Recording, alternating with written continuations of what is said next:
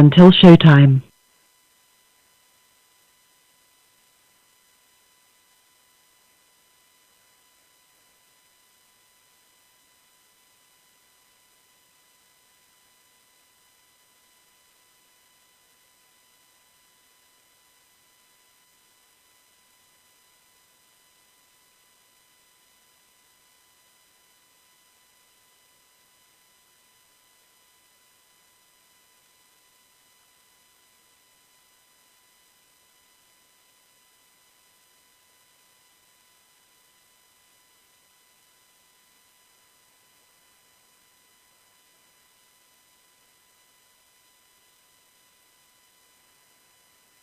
10 minutes until showtime.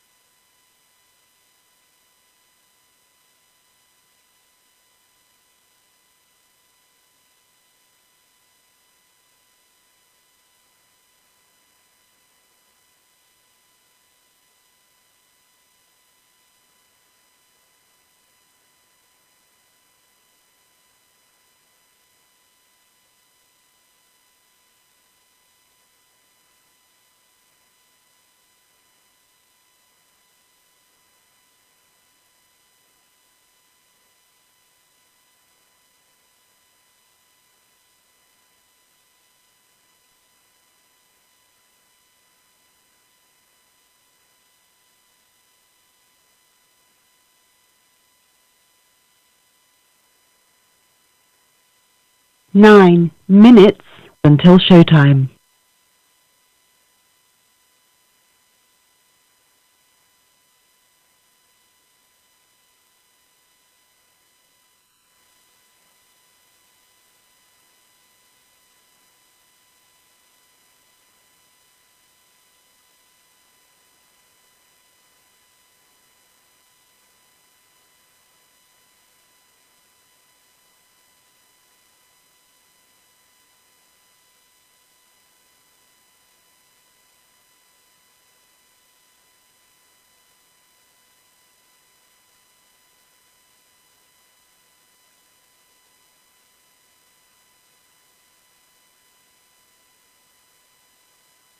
Eight minutes until showtime.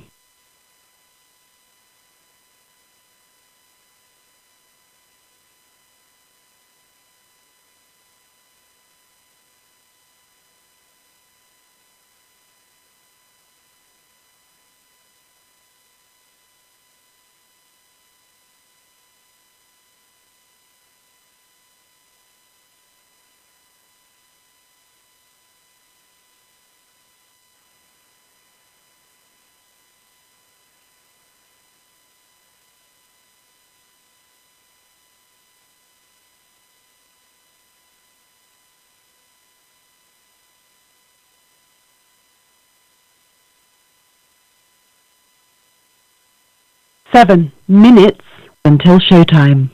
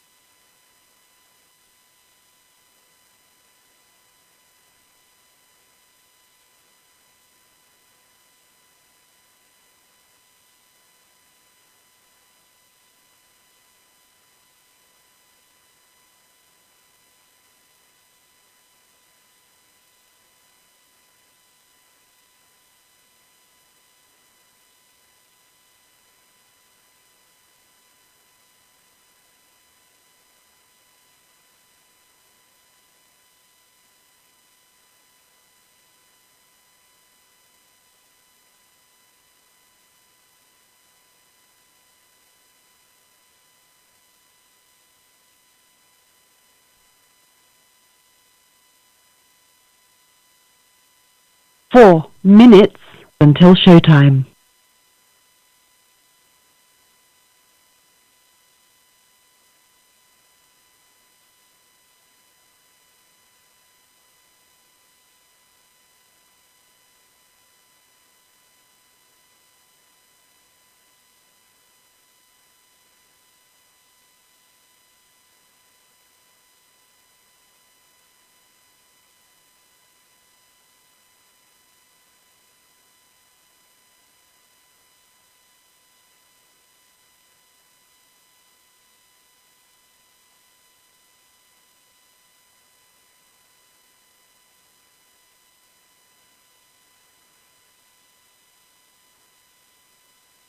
Three minutes until showtime.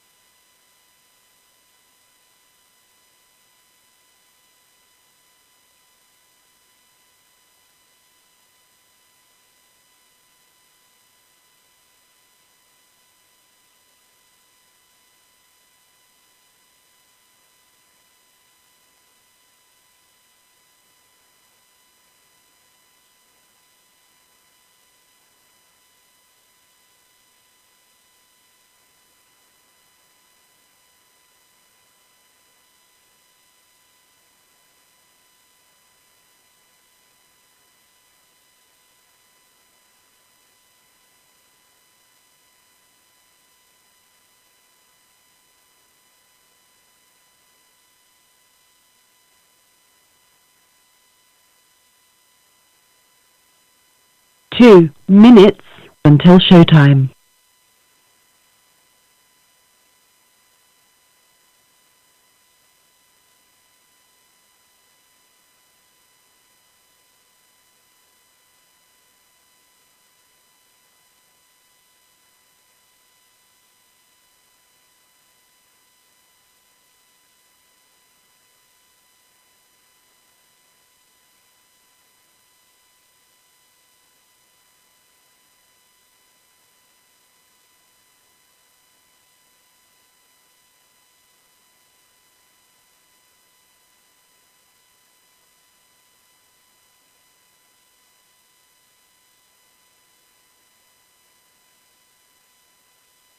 One minute until showtime.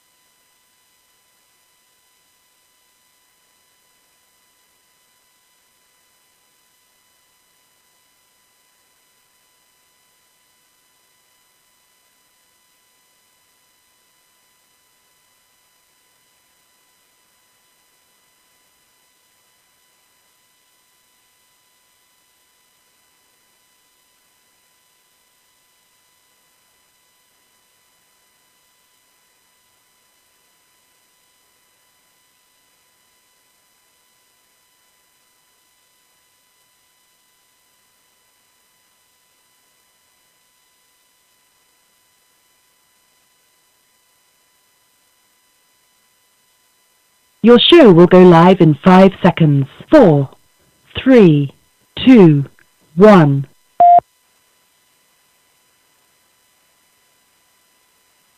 Blog Talk Radio.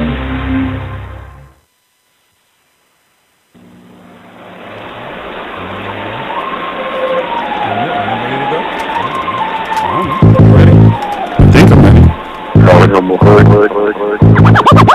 This is Paranormal Hood. Biggie and the Hoodie.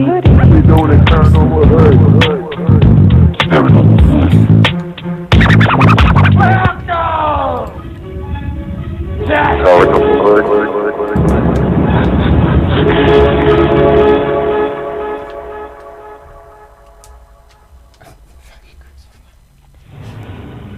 From Boston outer space, we're going to take you all over the place. So sit back and enjoy the ride, because this is Paranormal Hood Live. 20,000 police in the whole town. Can you dig it? Can you dig it? Can you dig it?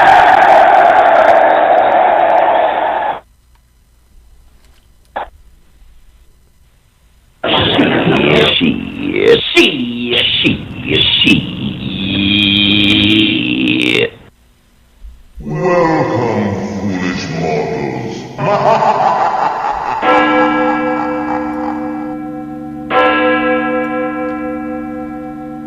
Oh shit, it's Thursday night.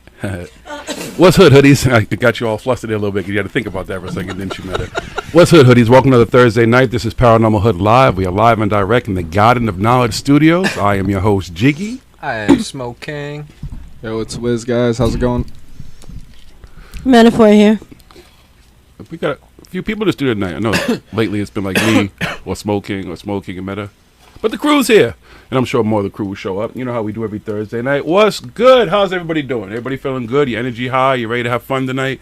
You ready to enjoy the show? We're going to be doing what we do. Anybody who's new to the show, let me just take a second to preface it, how these things work, all right? We start off with the news. We take a break. Tonight we'll be featuring, which we always pretty much feature their music anyways, our guest music and some of maybe his label mates, but more just his music so you get an idea of who he is, what he's talking about, and you can start to look up some of those fucking words you may not know. Anybody who knows anything about Donny Arcade. After the break, we'll bring him in. Oh, it was the phone. I'm hearing random noises. We'll bring him live, and at some point you'll be able to make phone calls. You can have questions and stuff in the chat, but we prefer if you really want to talk, and it's hard to monitor the chat. If you have any questions, want to talk about anything that's going on tonight, you call 563-999-3033. I do suggest you jump in the call queue as soon as you can, just in case it gets full, but you press 1 when you're ready to talk, and when we're ready to have you talk, we'll take your calls. So don't get upset, folks who think we're ignoring you. We don't ignore anything. It's just hard for us to speak, be the host, and to monitor the chat and stuff like that. But we have the last blunt segment, which is once the guest is gone and stuff like that. We smoke one last blunt with you, and then you can chime in anything you had to say, whether you love it, hate it, tell us go fuck ourselves, however you feel. It's all free speech here, man. There's no fake news. It's Paranormal Hood. Okay? So just make sure everybody knows that. And you folks in the chat, too, especially you guys who are regulars, help me out with that because I didn't even see some of the issues that somebody was having in the chat last week. They don't always get how the show goes, so make sure you just kind of lay it out for them so they don't feel like they're being ignored, because we don't ignore anybody. Okay, David, you want to be a moderator? You want to be a moderator? Yeah, David, since you're always in there all the time, I can make you a moderator so you can watch just in case or whatever, something that we can't see. Exactly. Maybe just give us a little yes if you do. If you don't say anything, then I'll take it as it means fuck no, and we get right, it. I understand. You don't want responsibility. With great comes great responsibility. And just so you know, there might be a little bit of a buffering tonight still. As of next week, our internet, everything will be everything should be a little bit more smoother. So just bear with us. Still a little bit of growing pains as we are trying to expand what we're doing at the show, folks. All right. Yeah, we're using a lot of internet now. A lot of shit going on in the studio. But we do it for y'all. We do it for us. We do it for the paranormal community. And we want it to be right, look good, sound good, and everything. So just kind of grow with us as we work these things out. Let us know if there's any problems with the sound or the visuals, because you all are our eyes and our ears. He said I usually fall asleep about 10-ish. I hear you, brother. You know when you got to sleep, you got to sleep. All right, so let's get into the show. Listen, I'm back again. Last week I was here. Anybody who wasn't here last week, Jiggy's back. I was in Cali. Had a great time in Contact in the Desert. I don't want to hop on that again. I spoke about it. And you want any questions, we can ask about it later. But it was a great time, great fun. But I will tell you, which is kind of funny, that one of the things that happened to me chilling with Billy as I'm walking, Billy was going to do something. I think he had to go up to his room because his work, they messed up his hard drives and all this shit. And he still persevered through it. But this guy walks up to me. He says, "Yo, are you Donny Arcade?" I was like, "No, man, I'm not Donny Arcade." He said, "Oh, I just saw you with Billy, and I've seen Donny. You kind of from a distance. I figured maybe he grew some hair or something." I was like, "Yeah, no." And he would have to grow a few years and stuff like that. But I mean, exactly, a few feet. So I was like, "Listen, I got no problem. I've been called Mike Tyson. Well, when I'm in other countries, they usually try to gravitate towards the one black person they all know and shit. So I've been called Mike Tyson and Shaq and shit everywhere I went, in like Mexico and DR and shit for years, but." To be called Donny Arcade, I got no problem with that, but I'm not him. I do enjoy his music. I enjoy who he is. I enjoy what he does. And tonight, everybody's going to hear him talk about it and get into the mind that creates this stuff, all right? You feel me? Okay. So, what we're going to do is, I'm going to give Smoke King's holding up that blunt, so I'm going to give him a minute, because then he's going to delve into what he does around here. So let me start my little speech about it. If anybody doesn't know, what we like to do is we spend our time in between each show, and then we do live YouTube and stuff like that. So a lot of times people actually get to see that we're really down here doing this stuff. But we spend the time doing research, We like to look at the news, newspapers, magazines, books. Spend a lot of time watching other people's YouTube channels and stuff. There's some great information on there. But when we're doing that, we are looking for specific things. We're looking for weird, for strange, for that odd, for that different. Not necessarily mainstream, because you don't always hear this stuff on your mainstream news, but we're looking for the paranormal news. Now that paranormal news might be here on Earth. And yeah, I said Earth, motherfuckers. You don't like that, that's how I like to say it. I like to say Earth. E-R-F, okay? I know it's Earth, but I say Earth. Maybe it's Middle Earth. Maybe Schmeagle's down there with the precious. Or maybe it's up to the moon, which is right behind me, where I say Michael Jackson resides, and he's probably about to do his nightly show right now. Slaves on the moon, folks, trust me. Or maybe it's up to Mars, the supposed red planet, which I will touch with this physical show. This suit of mine will touch Mars before I leave this plane and go to wherever else I'm going.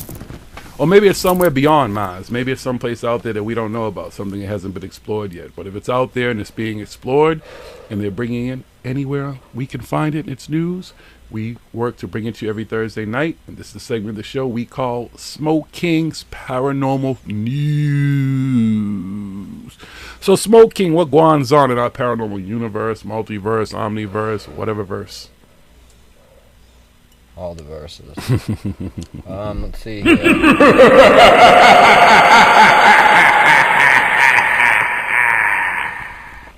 UFO sightings continue to skyrocket in Connecticut. Residents across the state are continuing to report UFO sightings. Here are some of the recent accounts. There's something out there. There's something out there for. Hold on, let me see. There's something out there for at least 24 Connecticut residents who have reported UFO sightings to the National UFO Reporting Center in 2018. A lot of the sightings report an egg-like object dancing across the night sky, while others report unusual lights. And in 2017, more than 80,000 UFO sightings were reported. The sightings in 2018 are all across Connecticut and have been reported in Meriden, Covenant, Bolton, Danbury, North Haven, Southbury, Watertown, Lebanon, Fairfield, Bridgeport, Winstead, Redfield, pretty much everywhere in Connecticut. Every county in Connecticut. I mean, really, just say everywhere in Connecticut. You just name off every county in Connecticut. Like, you're trying to make up, you gotta have so many fucking letters in your fucking story here or some shit. Just filling in words. Well, everybody wanted to take credit for where they were at, that's all. Alright, so, on April 29th in Hartford, one person chronicled this experience. Driving down 84 westward towards Flatbush Avenue, I spotted 3 floating orbs in almost a triangular formation. They were too high to be drones. They had an orangish glow similar to that of a planet. I ruled out planets because the sky was cloudy. The orb was at a highest point, was moving slow but erratic, while the other 2 seemed to hover in place. April 23rd in Torrington. An astronomy buff took video of a possible UFO. I looked out the window a few minutes later, and this object was flying directly over my head, northeast to southwest. I put my head out the window and listened carefully, but there was absolutely no sound. I went about setting up my scope. A few minutes later, this object flew above my head again, but in the opposite direction from southwest to northeast. It was flying quite fast, but suddenly stopped still and hovered. I grabbed a pair of binoculars and looked at it. It was 2 solid red lights that were not blinking. Suddenly a bright green light flashed several times between the 2 red lights. At this point I grabbed my iPhone and I took a video. The object sat still for a minute or so, then moved slightly down and to the right, and then reversed to the left. Again it sat still for a minute or so, then it moved upward and seemed to be approaching me. Then it flew out of sight to the southeast. I will send this video to you. It's very clear. It just goes on to say, so maybe we need to take a trip to Connecticut. Now, here's my thing with UFOs, okay? Why they got lights on them? They don't want to be detected and shit. You'd think they'd shut the fucking lights off, dude. Like, if I'm doing something and I don't want somebody to see me in my car, I shut my headlights off. Well, maybe they don't. And think people that we are can always see the like, light. yeah, I seen flashing lights and shit in the sky flying around and everything. And it's not a fucking... It's definitely not an alien UFO. Because if they're smart enough to fucking traverse across galaxies, fucking whatever and stuff, they're obviously going to be smart enough that... Why the fuck would they have lights on? But that's a bold assumption, though. Why wouldn't you assume, too, that they just don't give a fuck? Like, it's they part may of have the the- lights. We're assuming... but The But space we're assuming law that lights are says that used the you- way that we use them. They could be using those lights for any No, variation. the space If- law says first you of need all, at least if- one headlight. You need Yeah. one If headlight. there's one headlight, you gotta have a Yeah, turn universal signal. space Exactly. law, Maybe but it's just you like need to have Earth. this, The yeah, whole you gotta- galaxies run like that. You just need If one you're gonna headlight. fly spacecraft up there, there's law and everything like that. You gotta You have to have follow the space rules. You gotta have, insurance and shit. just like boats have to have a Space red light and a green light. They and probably stuff. got Oh my Geico. God. Listen, I've already talked about the fact that you already know that these motherfuckers are privatizing space, these corporations. You know that there's an insurance company already got their hand in shit. You think they're going to send a bunch of vehicles there and not try to do the shit the same way they're doing here? Of course they are. Geico's like, the Did you general run might. into an asteroid belt? We got The you. other thing, they're always like, oh, it was a perfectly smooth thing with blinking lights. Oh my gosh. It could, maybe it's a shield. It could be the blinking lights could be an effect of maybe our light, a Because refraction when you of up in light, space, anything. lights don't fucking matter. You don't need lights to fly through space and shit like that. We don't put lights on the space shuttle and shit outside of it, fucking headlights and shit. We don't even put, on our spaceships that go into space, we don't even put lights on them like that and shit. There's no lights on the outside So of the maybe fucking, we're there doing are it for when wrong. it's landing, but when it's in space, they don't fucking have lights and shit on there unless they're doing some work on it. We They put could a be doing spotlight it on it wrong. and shit like that. You Could know be what I'm doing it saying? wrong, and Exactly. the space police are coming and They're telling gonna us come and tell us, and they're Need gonna be like, "Yo, headlights. you guys gotta get some lights on your Hey, spaceship." pull that shuttle over.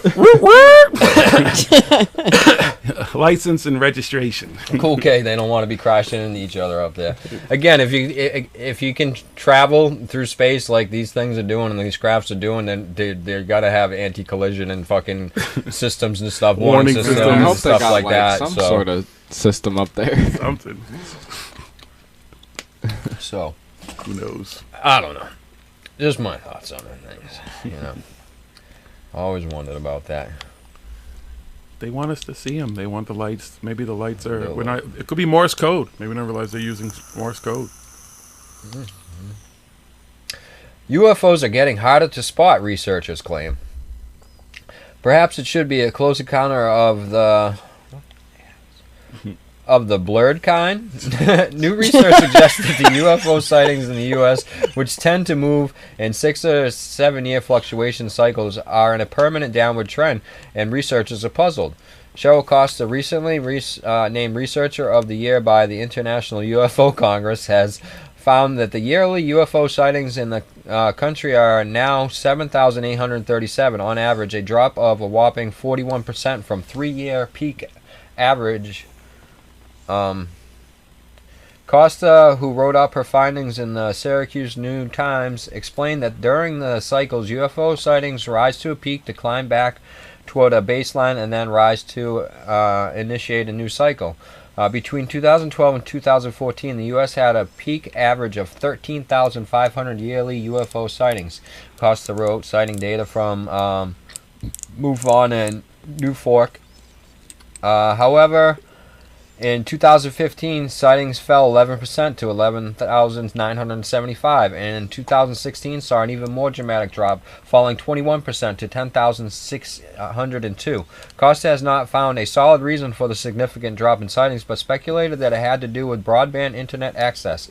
We see relatively flat sighting report numbers from 2001 to 2006. This flatness is considered an artifact of reporting, as broadband internet access will start growing in most areas. Access to broadband is a major driver of people having routine use of web reporting services such as Newfork and MUFON. Costa noted that New York State rose to the 4th most likely place to see a UFO during 2016 and 2017, but dropped significantly from its peak average at 325 sightings seen in 2017, down from an average of 577 seen between a period of 2012 and 2014. She wrote that both the national and the New York State charts show that the classic rise and fall pattern from 2006 to 2010, and in 2011 the rise starts again. The spike that was seen in 2012 could be attributed to the Mayan calendar media ballyhoo, causing more people to look up So Costa said, with that into consideration, the classic UFO sighting cycle is seen clearly from 2011 and 2017. That was like the peak. Now people are kind of like, I guess. I don't know. Oh, they're still listen.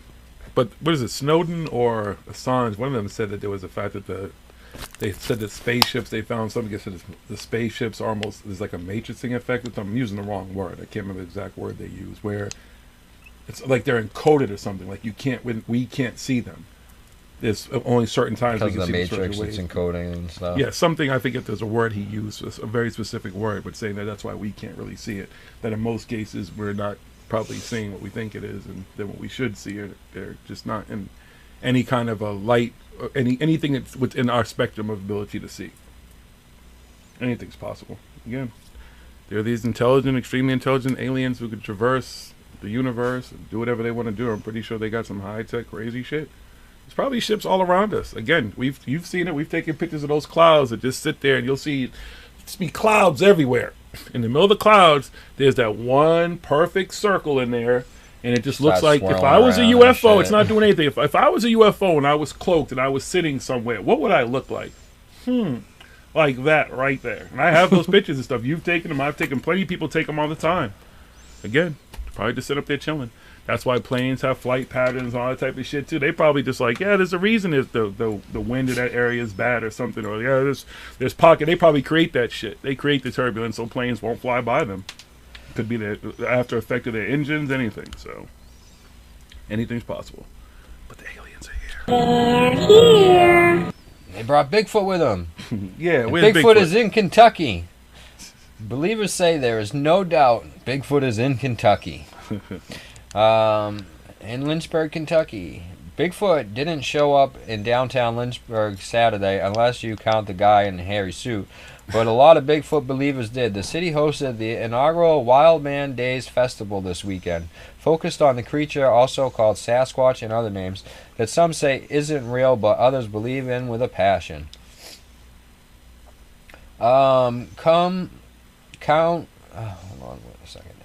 Count among the believers Daniel Lee Smith, a retired coal miner who drove more than 5 hours from Elkins, West Virginia to attend the festival. This must have been a really crazy festival. Heard them growling and whooping, and even had rocks thrown at him by a creature to warn him to stay clear.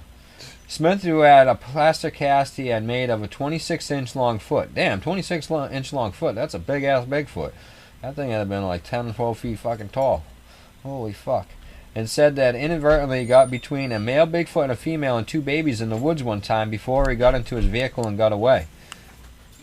That was the scariest I ever was in my life, he said. The idea for the theme of the festival came from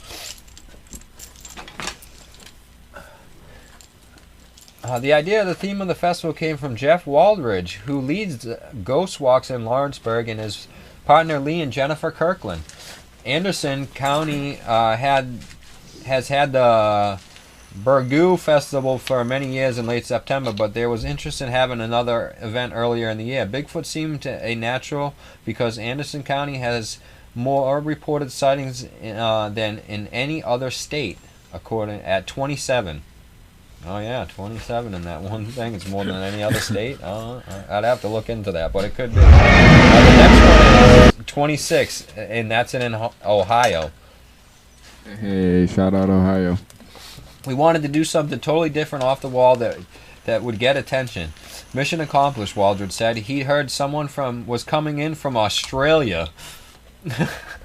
All right, they're not just coming from all over the country. They're coming from all over the world to this Bigfoot festival. Maybe we'll have to go check out this Bigfoot festival next year. Bigfoot festival. People are insane about this stuff, he said. It's not clear why the county has had such a rich Bigfoot history. There are thick woods along the Kentucky River, so the creature would have plenty of water, food, and coverage, Waldridge said. Other counties with fewer sightings have those conditions as well, though. Josh Lollipop, who lives in the county and attended the festival with his 4-year-old daughter, had an idea. Maybe it's the bourbon, he said. The county is home to Wild Turkey and Four Roses distilleries. Lillipop said that he's not a Bigfoot believer, but after a high five from Wes Weldon, who was wearing a Bigfoot suit in the 80-plus degree heat, he was convinced. He's awesome, she said. The festival had non-Bigfoot attraction typical of local festivals, face painting, rides and inflatables, kettle corn, and all the other stuff. Bigfoot was the star, however. There were contests for the biggest feet and the hairiest man session. Reported Bigfoot sightings and tracking Bigfoot, a wild man calling contest, and an appearance by James Bobo Fay and Cliff Barackman from the Animal Planet show Finding Bigfoot.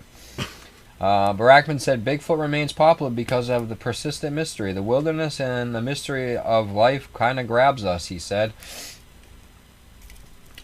Many people have reported seeing Sasquatch-like creatures or finding other evidence such as footprints, but no bodies have ever been found.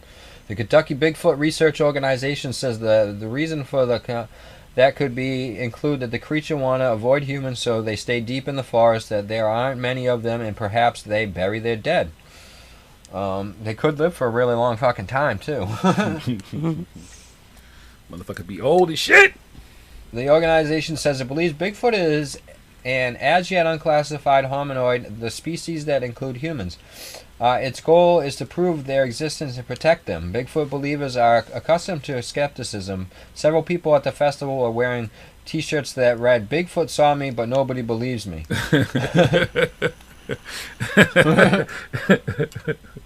Sorry, that's funny. Let me tell you, I'm pretty sure the blue people live in Kentucky. I'm sure there's Bigfoot. Blue people, you said? Yes, blue people. Blue people. Yes, I'm telling you, real The Smurfs? blue people. Yes, the Smurfs. Would they grow up next to a fucking like Fukushima type shit or something? Like, No, they grew up rare. with each other a little bit too close. Oh, so they turn blue? That's what Yeah. happens when you inbreed? Yep. I shit you not, dude. Wow. Okay. And they live in Kentucky. So, Bigfoot, I'm going to say, yeah, it can be in Kentucky. The missing link. I live in the White House. All right, Bigfoot. That's enough of that Bigfoot story. Let's see. Oh, there we go. Oh, I thought that was the prince out there looking for Bigfoot. Him and his new wife. You got your new wife out there looking for that? She might be, hey. All right, hunters scour British countryside in bid to find Bigfoot. A growing band of hunters are regularly scouring the British countryside in the bid to find a real-life Bigfoot. They are part of an organization that reckons a huge ape-man is at large in the UK. The British Bigfoot Sightings Group has around 2,000 online members and claims that people have encountered mysterious beasts. I joined a trek with an intrepid pair of Bigfoot enthusiasts in South Downs, close to the scene of a number of recent sightings. Andy McGrath and Trevor Cornwall reckon they will one day find Bigfoot. Andy from London said, excuse me, I became interested in Nessie as a child and pursued my interest by collecting records of sightings during my teenage years. When I hit 40, I became very intrigued by modern sightings of unknown Nessie-like animals, British Bigfoot, flying owlmen, and out-of-place animals like big cats, crocodiles, bears, scorpions, and snakes. They are out there. Lions and tigers and bears. Oh my. Strolling around Harding Down in West Sussex, our eyes were peeled for a hairy and muscular 8-foot-plus tall creature with a face described as half ape and half human. The hunt was unsuccessful, but some spookily placed fallen tree branches were enough to spark speculation over a possible Sasquatch activity. Healthcare worker Andy said, I have always questioned whether once I found myself face to face with an unknown creature, would I still want to be there?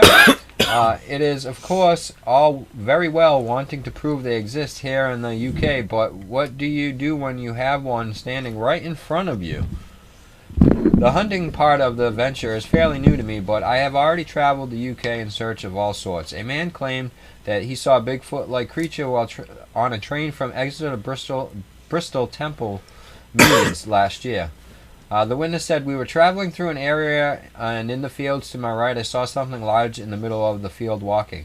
It was walking kind of hunched over, and all I could tell was it was a black figure. It was walking kind of hunched over, and oh wait, I just did this. All right, lost my place. Email coming in. Was watching the way that the thing was walking, almost towards the other side of the field. It was edged right up to the hedgerow, as if to walk alongside the hedge almost like it was using the hedge for cover. To my eye, whatever, it seemed to take massive strides. The most famous Bigfoot was snapped in Northern California in 1967 by Robert Patterson and Bob Gilman. On a mission to the Himalayas in 1951, the British explorer Eric Earl Shipton snapped a photo of a giant footprint believed to have been left by a Yeti. In 2014, the photo was bought for almost £4,000. One UK Bigfoot researcher, Deborah Hatswell, said it was possible a similar creature could still exist in Britain. She said people who are open-minded about whether such creatures could exist in the vast forests of North America might think Britain is too built up, but it's actually not. When you look at the reports of sightings in this country, they tend to follow rivers and forests. Water. I'm telling you, Bigfoot comes from the everything water, needs B. to drink water. So. I'm saying Bigfoot comes from underwater, B. Everyone's looking on land. I'm telling you, Bigfoot is underwater somewhere. With all that hair? It don't matter. He probably got some special coating in his hair. He comes up, he instantly dries. Or maybe he does like a dog. So you're saying Bigfoot's black?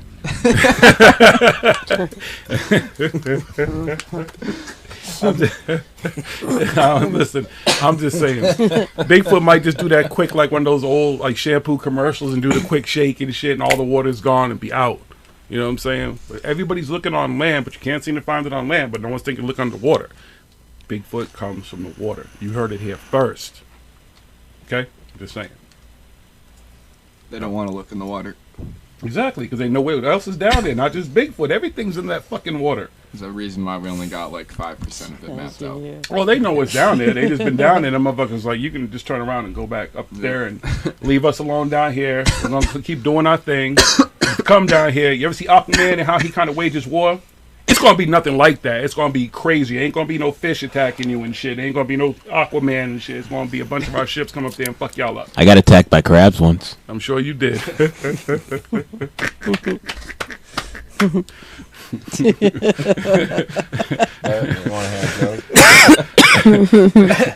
right, let's get back to the crabs come in on a crab boat.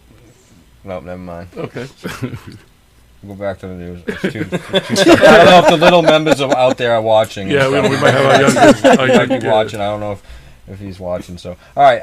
Armstrong once gifted moon dust to a girl. Now NASA wants it back. Wow. A woman with some moon dust is suing NASA as they want to take the dust from her. The woman said Neil Armstrong himself had given the dust to her after he collected it when he went to the moon. NASA claims people cannot own moon dust. It is theirs. NASA owns the fucking moon? Since when? Who did you buy the fucking moon from, NASA? Did you give the sun some money? Did you like, here, son, let me work out a deal? NASA, that's what I own the moon. I'm going to start a cheese farm up there. Word. Is your cheese mature? But that's dairy, though. Because, you know, the cheese is going to be a non-dairy cheese farm? I don't know, whatever kind of moon. The moon's made of cheese, right? That's what everybody says. The moon's made of cheese. So I bought the moon a long time ago so I could fucking mine a cheese. Then I don't got to fuck with cows anymore, right? Just take the cheese right from the moon. Oh, my goodness. So Neil Armstrong want that lady to sprinkle it over some spaghetti, huh? I don't know, but let's see here. All right, so NASA claims people cannot own moon dust. It is theirs. NASA said in the past, private persons cannot own lunar material. They have even taken steps to recoup what they class as being something that belongs to them from those who have tried selling it. Laura Murray Cisco said Armstrong gave her the glass vial with a rubber stopper full of light, tiny gray dust. When she was a child. She also took a photograph of a piece of paper with what she claims is the signature of Armstrong's with the words, "To Laura Ann Murray, best of love, Neil Armstrong, Apollo 11." She brought up the lawsuit up against NASA claiming Neil Armstrong lived in Cincinnati at the same time as her father, with them being friends during the time. The aim of the lawsuit is for NASA to admit that she has the right to own the vial of moon dust. NASA claims lunar material in private hands is stolen government property. Wow. Really? Can we test that? That's why they don't want. That's why they don't want them to have it, because they don't want to find out some fucking sand from New Mexico or some shit. That's exactly why they don't want no one to have it. They're like, wait a minute, people actually are starting to test that shit, and they're because they gave it to some country, and the country tested it, was like, this ain't no fucking moon dust. That's some rock shit you got there in America. Well, the moon is, if the way the moon is supposedly is, it's part of the Earth anyway. It's made up of chunks of the Earth and stuff. It's a chunk of the Earth from when Marduk collide. You know what I mean? They collide. Those two planets collided, and when the chunks that were left over formed the moon. So it's gonna have some of the same material as the Earth, but then it has other materials that Earth doesn't have at all. So that's why they think that the moon might be man-made. Anyway, so when asked why she was suing NASA after all this time, her attorney answered the question with this statement: "Plans for the vial are uncertain, but given precedence along with the historical significance, she has decided to pursue this case. Due to NASA's position that all lunar material in private hands is stolen government property, and the aggressive action taken by NASA in the past included raids on private citizens. I felt taking this dispute to a federal judge was the right of course." She has hired Christopher McHugh as her attorney, who then took advice from the scientists to examine a sample of the moon dust. The scientist, Tom Teague, said, "At this point, it would be difficult to rule out lunar origin. I am speculating, but it may be possible that some dust from the Earth became mingled with this likely lunar sample. Therefore, it seems that the vial does not contain only moon dust, but may contain a mixture of moon dust along with normal soils." McHugh said, "There is no law against private persons owning lunar material. Lunar material is not contraband. It is not illegal to own or possess anything from the moon." This is legit an argument. This is hilarious.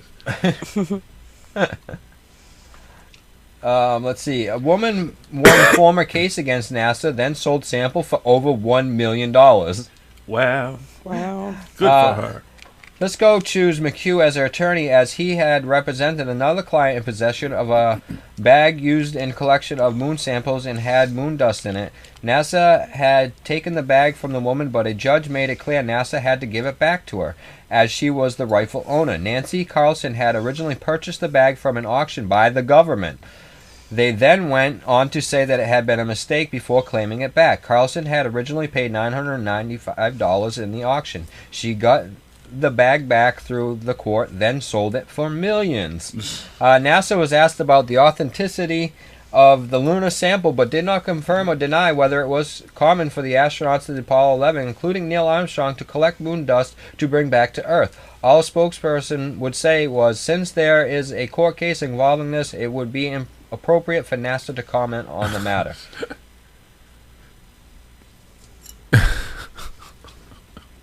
Is that the... NASA, first of all, y'all a bunch of re-niggers, okay?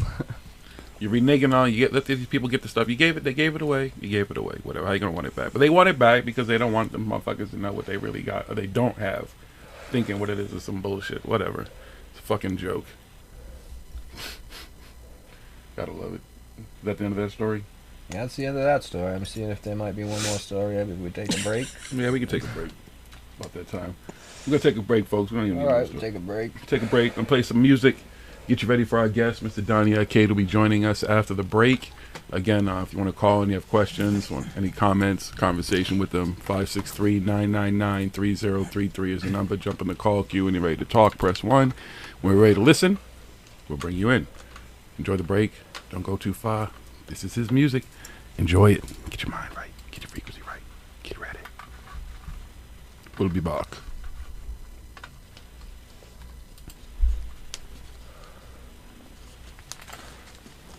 We'll be right back on Paranormal Hood. Who's in the shadows? Who's ready to play? Are we the hunters, or are we the prey? There's no surrender, and there's no escape. Are we the hunters, or are we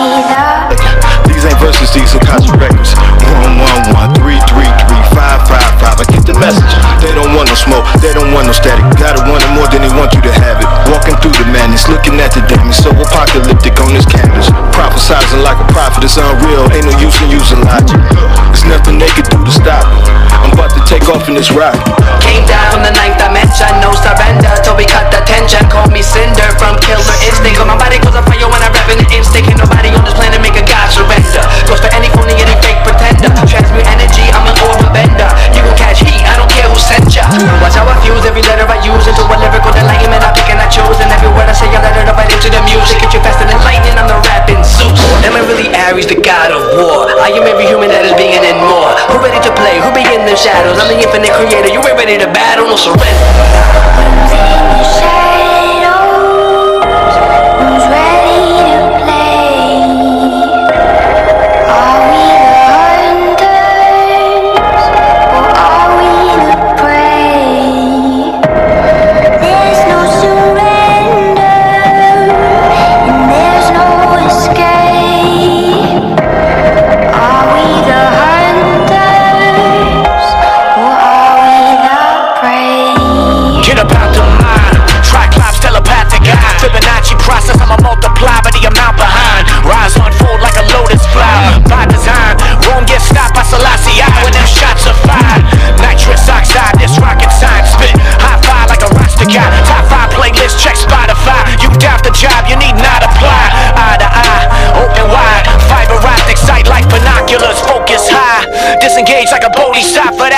Consciousness, all goodbye. Even if one soul survivors on the road to righteousness, fine, fine. Shadows, who's ready to play? Are we the hunters, or are we the prey? There's no surrender, and there's no escape. Are we the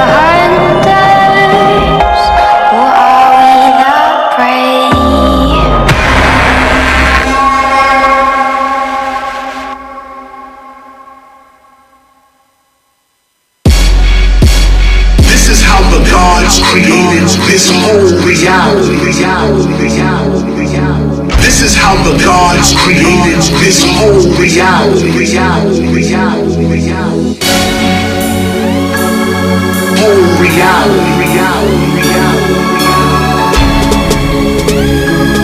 Whole reality. They came out, study the Anunnakis. They came out of inner space. Not from outer space, inner space. Goddesses and guys writing on the canvas. For each thought manifested, something's manufactured. Volt 32 hertz like I got antennas. Yeah, you gotta do work, nobody's holding hands here. Give yourself more credit, you always making assumptions. I was taking notes when Chris was doing self-destruction. Waking up to Genie like Aladdin. Every time we speak it's magic, be careful for what you asking. Karma GPS mapping, good and bad don't exist. Duality, all the triumphs came from the casualties. I used to ask for answers until the universe started asking me. Now I'm Dr. Phil to the galaxy. It ain't all easy, some get the power and screw it up just like Archimedes. Some people received instructions but they don't never read them. Some people waiting on the future, some already seen it, yeah. This is how the gods created this whole reality. This is how the gods created this whole reality.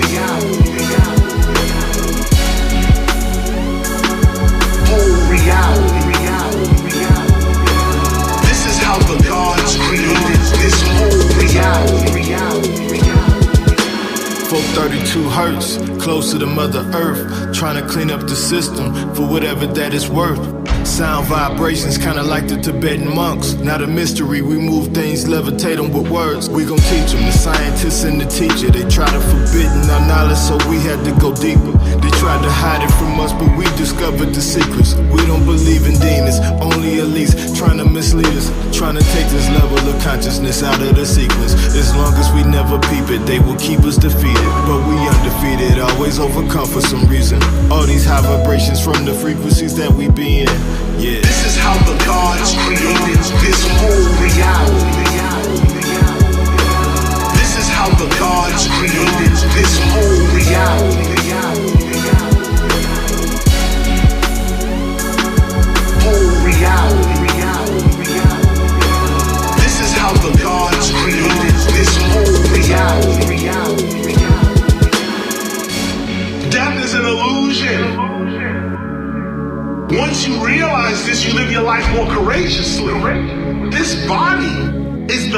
imitation of you. Before there was a body, there was this voice traveling in this voice's dimension. To get here to the earth, the inner voice created this outer extension of itself to be in this dimension. Once you realize that you are not just in this dimension, but you're also in another dimension, you now are free. Because whatever happens to you here in this dimension is not your only reality. Now once you realize that level of consciousness, where you are officially, you identify yourself as the spirit, not the flesh. You are the inner voice, not the outer voice. Once you become the inner voice, now your outer voice has power. Now when you speak, it's not just a shell speaking. There's a being speaking through the shell. And this is where you heal all sickness in your body. This is where you command reality to work with you, and it works according to your consciousness. Why? Because it's not a shell that's speaking. There's a real being in the shell that is speaking. And when the real being speaks, all nature and the universe respond.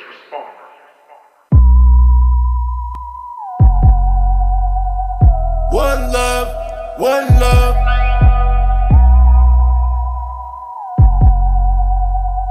One love, one love. Ain't no more power than love. Ain't no more power than love. Whoa. Love conquers all. Love conquers all. Whoa. All I wanna do is feed my family. I don't hate on you, so why you hate on me? Every time I turn around, it's a different thing. Negative, I stay away from it. All we gotta do is spread love. Obey the laws of the universe. No discrimination, no war. Baby, we can have a future earth. Oh. Ain't no more power than love. Ain't no more power than love. Whoa. Love conquers all. Love conquers all. Whoa. Ain't no more power than love. Ain't no more power than love. Ain't no more power than love. Ain't no more power than love. We don't need weapons of mass destruction. I will count down from 10. We don't want to Armageddon. We the shock of the hour like MC Ren. War spread love. Throw the peace sign up, throw the peace sign up, throw the peace sign up. And we don't wanna be poison. Every creature on this planet important. Every single one of us got poison. And we don't wanna be forgotten, yeah. War spread love. Throw the peace sign up, throw the peace sign up, throw the peace sign up. Ain't no more power than love, love. Ain't no more power than love, love. Whoa. Love conquers all. Love conquers all. Love conquers all. Ain't no more power than love. Ain't no more power than love. Whoa. Love conquers all. Love conquers all. Love conquers. Showing love, you get them blessings. Haters should've learned them lessons. Why do you put so much effort? Hating on me. We don't even need them weapons. Live another day to fight again. Live another day to fight again. Live another day to fight again. Live another day to love again. Live another day to love again. Oh, ain't no more power than love. Ain't no more power than love.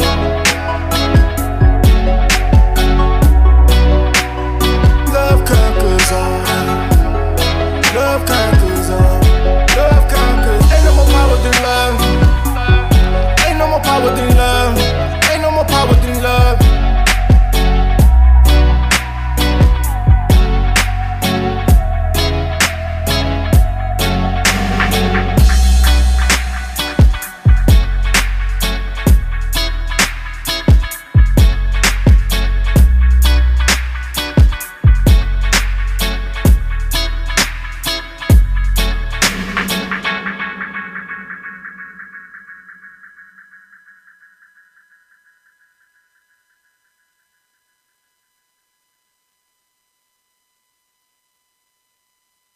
Like Nappy Roots, we never stop going for this shit, man. For real.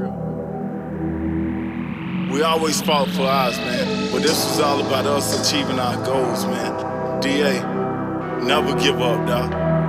The world need to hear it. I'm on a road that seems less scenic. Saying f*** the world but don't mean it. I'm forever fighting my demons. Waiting on Christ is something I don't agree with. Rather fight battles right here on earth. Scars on me still hurt. Black rose in the dirt. Just cause it's black don't mean that it's cursed. Gotta look past the broken English.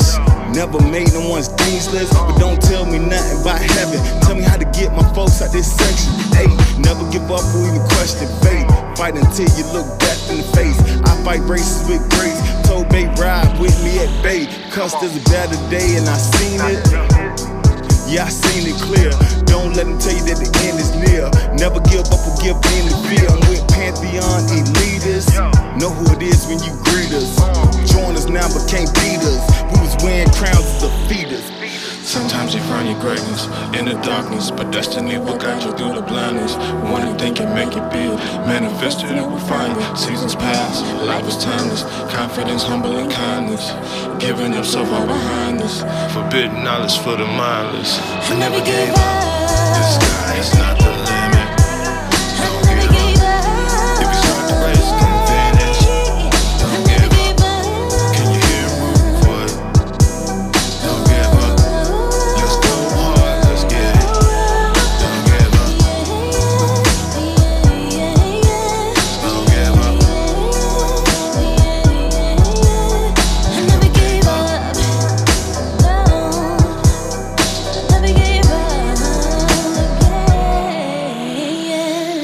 Have anything you want, the only limitation is your imagination.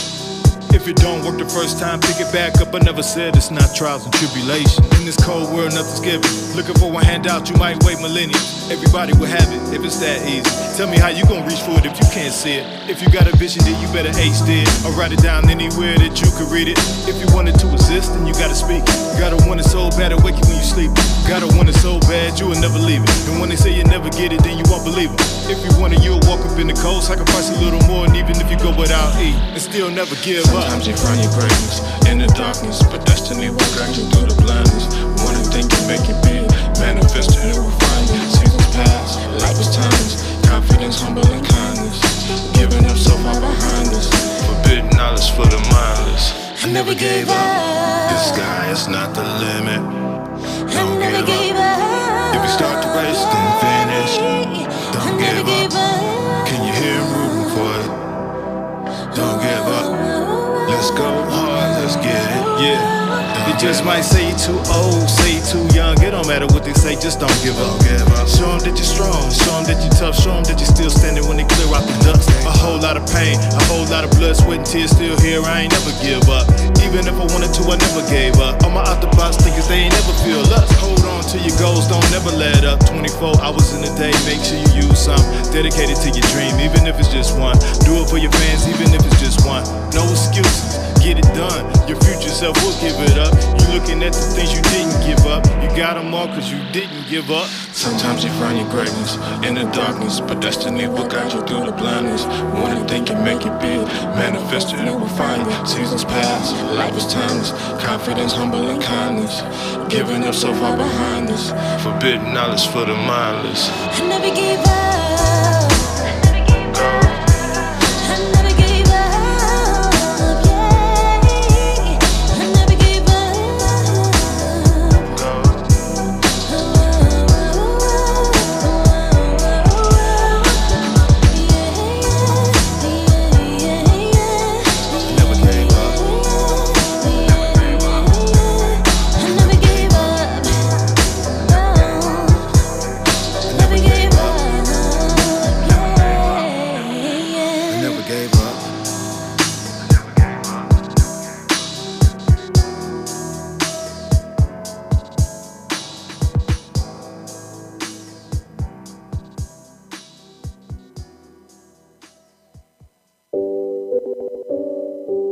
Deep in Earth's heart lie the halls of Amenti, far neath the island of the sunken Atlantis.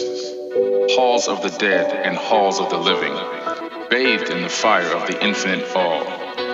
far in a past time, lost in the space-time, the children of light looked down on the world, seeing the children of men in their bondage, bound by the force that came from beyond. Knew they that only by freedom from bondage could man ever rise from the earth to the sun. Chilling with those in the holes of a mentee. No food in 3 days, stomach empty, I'm fasting. All the while I'm acting on my passion. Sacred sites bound and I begin to galactic. Chilling with those in the holes of a mentee. No food in 3 days, stomach empty, I'm fasting. All the while I'm acting on my passion. Sacred sites bound and I begin to galactic. They tryna bring me down like Atlantis. They ain't understanding the message of the passage. Yeah, that's all the mad. Walking up Jacob's Ladder. Let go of that cargo. Now you know the mysteries of the cosmos. And you know that up here is no time zones. You can go anywhere that I go. Let's go. I'm fasting on everything, cool on everything. I'm back to the astral plane. I'm sick of the same old things. I'm feeling like Wu-Tang Cash rules everything. Chilling with those in the holes of a mentee. No food in 3 days, stomach empty, I'm fasting. All the while I'm acting on my passion. Sacred sites bound and I begin to galactic. Chilling with those in the holes of a mentee. No food in 3 days, stomach empty, I'm fasting. All the while I'm acting on my passion. Sacred sites bound and I begin to galactic. I'm one with my mind, body, and soul. Feel the love that I am taking over control. Got my soul integrating as my mind got divided. I feel my continent with light, then I became triple-sided. My glands started expanding, it started commanding my thoughts and emotions. My body was standing in complete darkness. I was cold and heartless till meditation had your boy feeling thoughtless. Geometrical patterns started manifesting, it started blessing my path. I started feeling the wrath from within. My pineal getting bigger, got my DNA activated, my rhymes getting sicker. That's when Thor stepped in as he looked me in my eye. Astro projected out, Dove Lila to the sky. Immortal observations of parallel creations, ascending through these dimensions of light. Feel my sensations, son, I'm chilling with those in the holes of a mentee. No food in 3 days, stomach empty, I'm fasting. All the while I'm acting on my passion. Sacred sites bound and I begin to galactic. Chilling with those in the holes of a mentee. No food in 3 days, stomach empty, I'm fasting. All the while I'm acting on my passion. Sacred sites bound and I begin to galactic. He who by progress has grown from the darkness, lifted himself from the night into light. Free is he of the halls of a mentee, free from the flower of light and of life. Guided he then by wisdom and knowledge, passes from men to the master of life.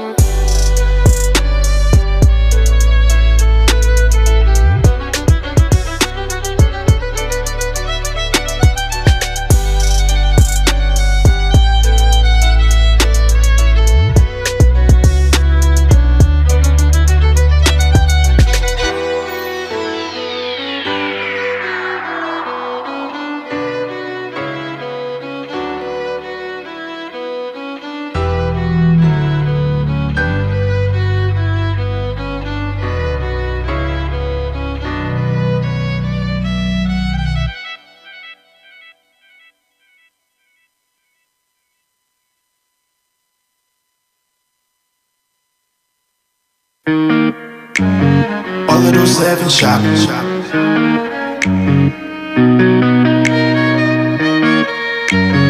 All of those 7 shoppers. Thoughts is manifesting, paragraphs from the omnipresence. It's all free to quantum medicine. Something heaven sent from where the real heaven is. There's only 7 of them, but it get more intricate than this.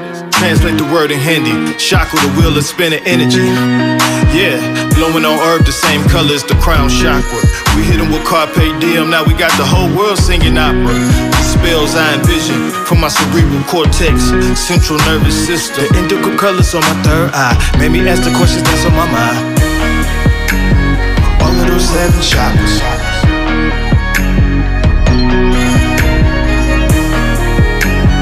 All of those 7 chakras. I'm talking about color red is for the root chakra. I keep it strong so the lyricism, they can't stop it. Creative, communicative, thoughts of a prophet. Too much arsenal for a creative blockage. I'm on divine time, with clocks bigger than the mind. The green chakra is where the heart is. That's where you find love and harmony, and some more of all that. I'm mentees where the heart's at. Out the park, no ball back. See me going where the stars at. All the negative stuff fall back. Every day I say I can, but you say you can't, so what you call that? Ain't no more that we be one. The universe, yeah, we be touring. Ain't nobody out here warm.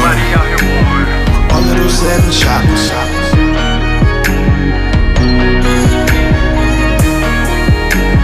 All of those 7 chakras. I'm talking about those 7 chakras. Flexing on them like the solar plexus. Eating better so I'm feeling better. I ain't doing no more fast food, so my mind is sharp and now I'm thinking better. Feeling just like I'm a Terminator. Going hard because I know I'm able. Do it, show and do it from the gut because I got a chakra right there by my navel. Gotta stay in control to keep from going out of control. Master the root chakra, no paranoia no more. Yeah. All of those 7 chakras.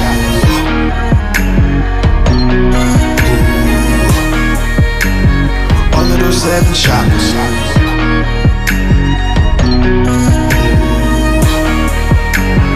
All of those 7 chakras.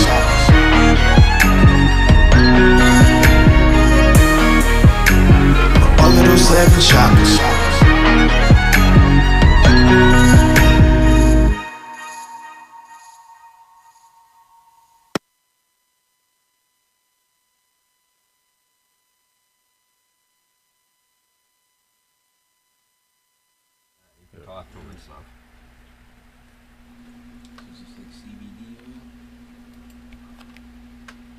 Nothing's playing. Interesting. You guys hear them? I don't hear anything. I don't hear anything now. You can hear anything through your stuff, Meta, right? Meta? Yeah. You can hear everything? I can hear. She can hear, we can't hear. Just lost the video again. Right, so maybe we just start from scratch. Folks, if you can hear us, just gotta hang on for a second. I have a little bit of technical difficulties. We're working on it. So give us a minute, please. I'm just going to go ahead and play another song as we work on it. Might as well fill the air with Donny Arcade. He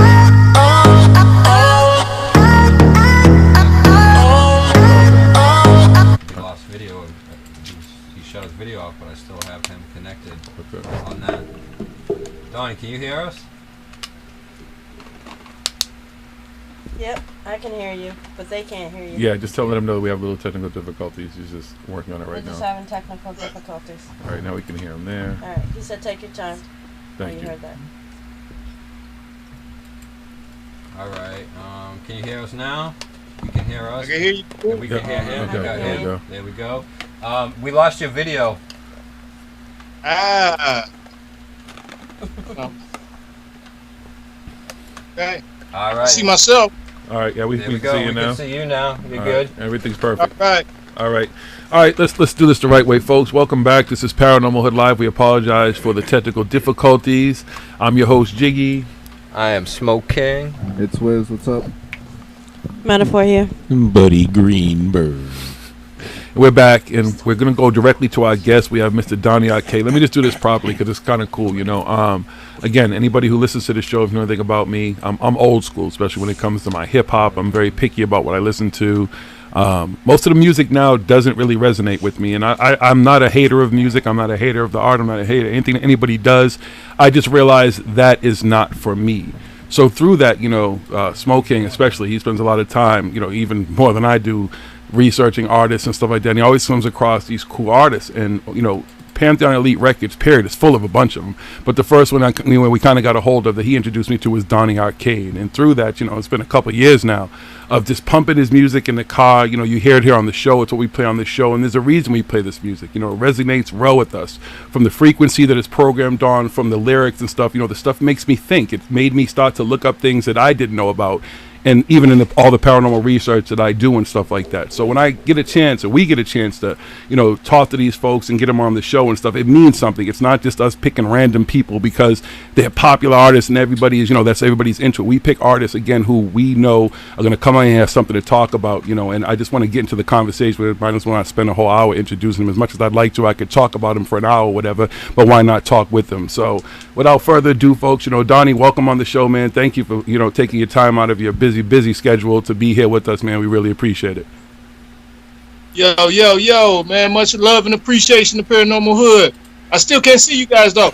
Yeah, I don't. Can you see me? Yeah, we can see you. Yeah, we can see you, and the audience can see you and stuff like that. You might not be. Now you can see me. Yeah, you can see Smoking. You just won't be able to see everybody. You won't be able to see here. everybody else because it's on the. We're on the laptop here, so only the webcam gets that. If you can put YouTube on behind you, you can be able to see everything.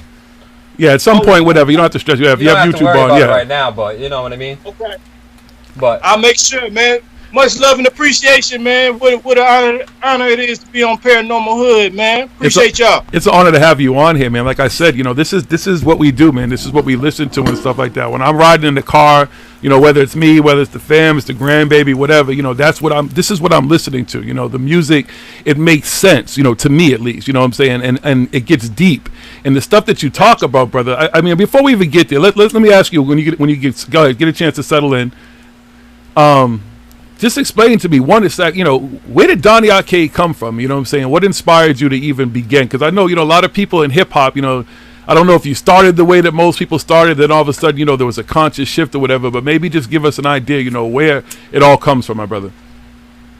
Well, definitely. Now, I want to say it was always there, what I'm saying, from the beginning of the, the hip-hop, and I think hip-hop alone was conscious. When I came up, most of the hip hop is conscious, especially if you're coming from the golden era. You know what I'm saying? So yes, sir. With Donny, it's kind of like holding on to the golden era. Yep. So like my previous albums, like I want to say everything before 2005 was experimental.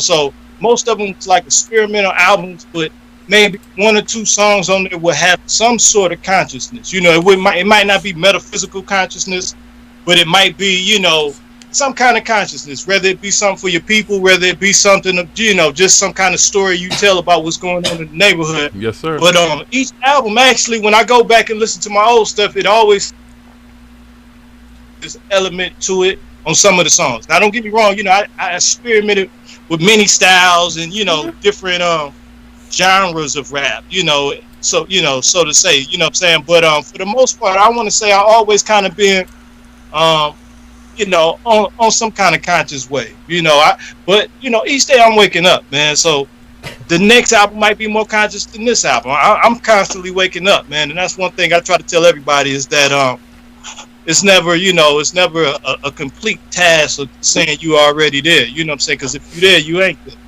Gotcha. You shut your camera off again. I shut my camera off just so that it wouldn't. Gotcha. There we go. Yeah. Good. And that, all the fans that are listening and watching can see you right now too. So. Hey, much love to all y'all listeners. Thank you so much. Donny Arcade, new album out, Return of Enki everywhere. Pantheon Elite Records. Much love, Paranormal Hood. How y'all feeling? We feel good, brother. And it's funny too, because one thing you said that's very important too is the fact that you're saying even the next album you can be that much more conscious, because you acknowledge the fact that even being awoke, when people throw that word around, they use it very lightly and loosely, that you understand that there's always still spiritual growth. There's always the ability and the space to keep growing. That's an infinite space. People don't realize until the day you die, you're supposed to grow. You're supposed to learn every day. So it's even that's funny to me that you're already thinking that my next albums and stuff like that, I want to just be more conscious. I want to spread more knowledge, spread more love and stuff like that. And that's so important.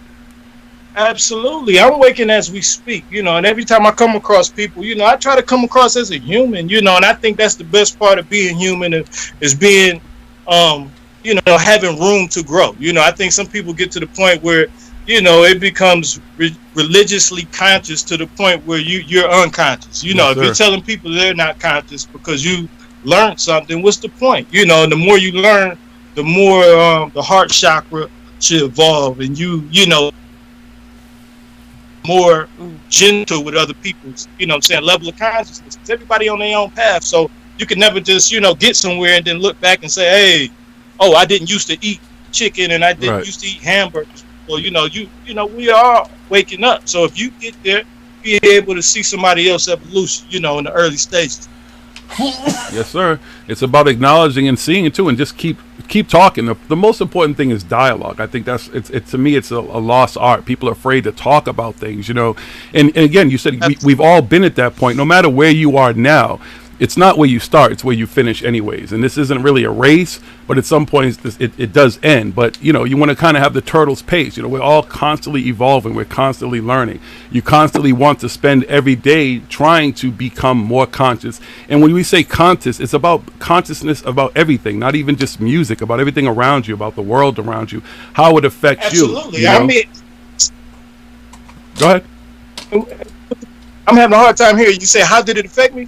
No, I'm saying how it kind of affects all of us. You know what I mean? Like just being able to just to evolve. You know what I'm saying? And just be conscious what's around us. Absolutely. I mean, I just think everybody should, you know, the more conscious you become, the more, you know, gentle you become. You know what I'm saying? So even with the vegan movement and all the movements, I'm saying if you get there, you should be able to understand somebody's quest. You know, so and that's why I put out the one song. It was a Divine Verses. It was a short 1 minute song, but it was called The Problem. And then in the song, I had a verse where I had a bar where I said, vegans become carnivores trying to prove they vegan. You know, so what's the point of, you know, getting somewhere just to, you know, hit on everybody else? You know what I'm saying? It to me that ain't conscious, you know. Right. Well, there's a whole lot of people It's okay to wake people up. It ain't okay to, you know what I'm saying, just to downplay anything, you know. And to me, I'm learning that. You know what I'm saying? The more and more I grow into this thing, the more, you know, gentle I become with other people's state of consciousness. Yes, sir. You know, it's funny because having a conversation with Billy, one of the things that he said was, and I think about this every day, is that when you're looking at somebody else and the things that they're doing, it's a reflection of you. They're just a reflection of you. At one point, you've done what they've done, most likely, and somebody else is sitting in the same place you are, and you just realize that's just me. You know what I'm saying? I'm just looking at me. Why am I going to be mad at me and let this affect my day, affect my situation, even for a minute? Like, why am I going to spend my day allowing these things or these individual things that I go through and encounter throughout my day that are me? Why am I going to let them bother me? You know, when I can just keep moving throughout my day, not get all upset and stuff like that. And trust me, here in Boston, there's plenty of fucking traffic and all that type of stuff we all deal with. Everybody pretty much deals with it. Even where you're, I'm pretty sure it's pretty much, I think you're in Atlanta, right? So, I mean, y'all know about traffic. I know y'all know a lot about traffic. Oh, man, there's so much traffic out here that don't make no sense. You know, and I'm from Cleveland, Ohio, you know. It's not big as Atlanta, you know, it's not as much traffic, you know what I'm saying? But I've been out here, I want to say since 2004, you know, and out here is cool. It's definitely a whole nother world. And me coming out here was actually but that's what I would say it is. You know, it was a chance for me to, you know, kind of learn and, you know what I'm saying, craft myself and kind of be in isolation and just kind of, you know, just separate myself and journey the world, you know what I'm saying, because not too many people get to go live in another city. Oh, yeah. Not for a long time. So, you know, just being out here was definitely a learning experience. And I learned most of the stuff I learned out here. You know, I was always rapping, but when it came out here to the video editing and doing videos, doing production, a lot of that, you know, I got the energy from down south and got the energy from seeing more entrepreneurs. And that's what I see out here. You know, out here is more of a, kind of fast-paced kind of place. It's funny you say that, though, because I have a lot of family in Atlanta, and growing up, my grandfather migrated to the South a long time ago, like in the late 70s, like early 80s. And in some of my family, including my father, ended up down there. But I spent a lot of my childhood and even some of my teenage years and stuff like that. And it's funny how you say it affects you, and you see, you know, entrepreneurs and you see people doing stuff who look like you and stuff like that. You come from a place where you don't really see that, and it really affects you, and it comes back. And I've had my business forever and stuff like that because it kind of inspires you to come back and try to figure out how you can create your own space. And within that space, make it something that can carry you for the rest of your life and kind of leave your mark, you know. And it's funny how you say that. It kind of changes your vibration. It kind of changes your energy, and it's a good energy too, you know. It definitely helps coming out here, you know. Absolutely, you know. And it was a whole nother kind of energy out here. The energy was more, you better make it happen, you know what I'm saying? So where I come from is definitely, you know, I love my town, and it's a beautiful place, you know what I'm saying? But I think we were so far away from the industry that we kind of, you know, we were fans to anything that came across. So, you know, anybody come in town, we it's easy to sell us dreams because we're so far away from the industry, you know. sir. And that's when, you know, back when I was there, it was harder to get across these people. But out here, you kind of see people every day, you know, the industry every day. You know, I was able to get in, you know, Guardians of the Galaxy just by, you know, being in the city. You know, it was just happened to be around the corner that they have the movie studio. You know, so pretty much, yeah, location is everything. Yes, sir. Absolutely. For sure. So, just tell us about the music, man. So, I mean, where does the music come from, man? It's a strong voice you carry, you know what I'm saying? When you hear yourself, I don't know if because sometimes, like, when you listen to yourself, you know what I'm saying, it's a whole different effect. But, like, when you hear the voice and stuff, you know, it's very important, too. Because, you know, everybody raps nowadays. You know, everybody can't rap. Everybody can't really do it. Everybody's voice doesn't really sound like they should be rapping. But you have a strong voice. So, where does the music come from, brother?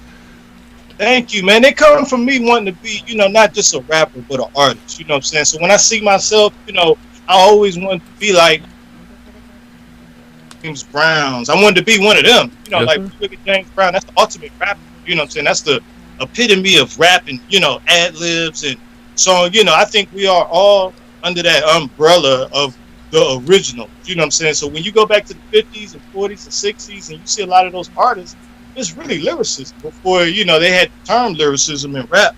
So really, that's what I tried to mimic. You know, I love the Jim Morrises. I'm a rock head. I'm a music head, you know, so I really love people, you know, I love classic music. You know, I'm the kind of person that go back to the 50s and really listen to those people. And one of the things I really learned, you know, as far as my voice and things like that, sound better without so many ad-libs. So my main thing was to master the one track, you know, and even when I sent music to different engineers to mix down, I want it to be easy as possible. I don't want to have 5 tracks for my verse and y'all end up changing it up, you know, to something totally different. So if I feel like the first track is strong and perfected, then, you know, and if you listen to most of my songs, I might not have many ad-libs. Sometimes I'll do one track and then, you know, it might be a little ad-libs in the back, maybe, you know, just some little sound effects, but it's never many dubs and triples, because to me, you know, when I listen to albums, even when I listen to Jay or I listen to Nas or any classic album, it was always more of a singular track kind of vibe, and I think that frequency is what that it makes more of a classic sound to me. Yes, sir. Absolutely. Yeah, we definitely hear it. That's what I'm saying. Like, it's your music. It's got a classic vibe to it.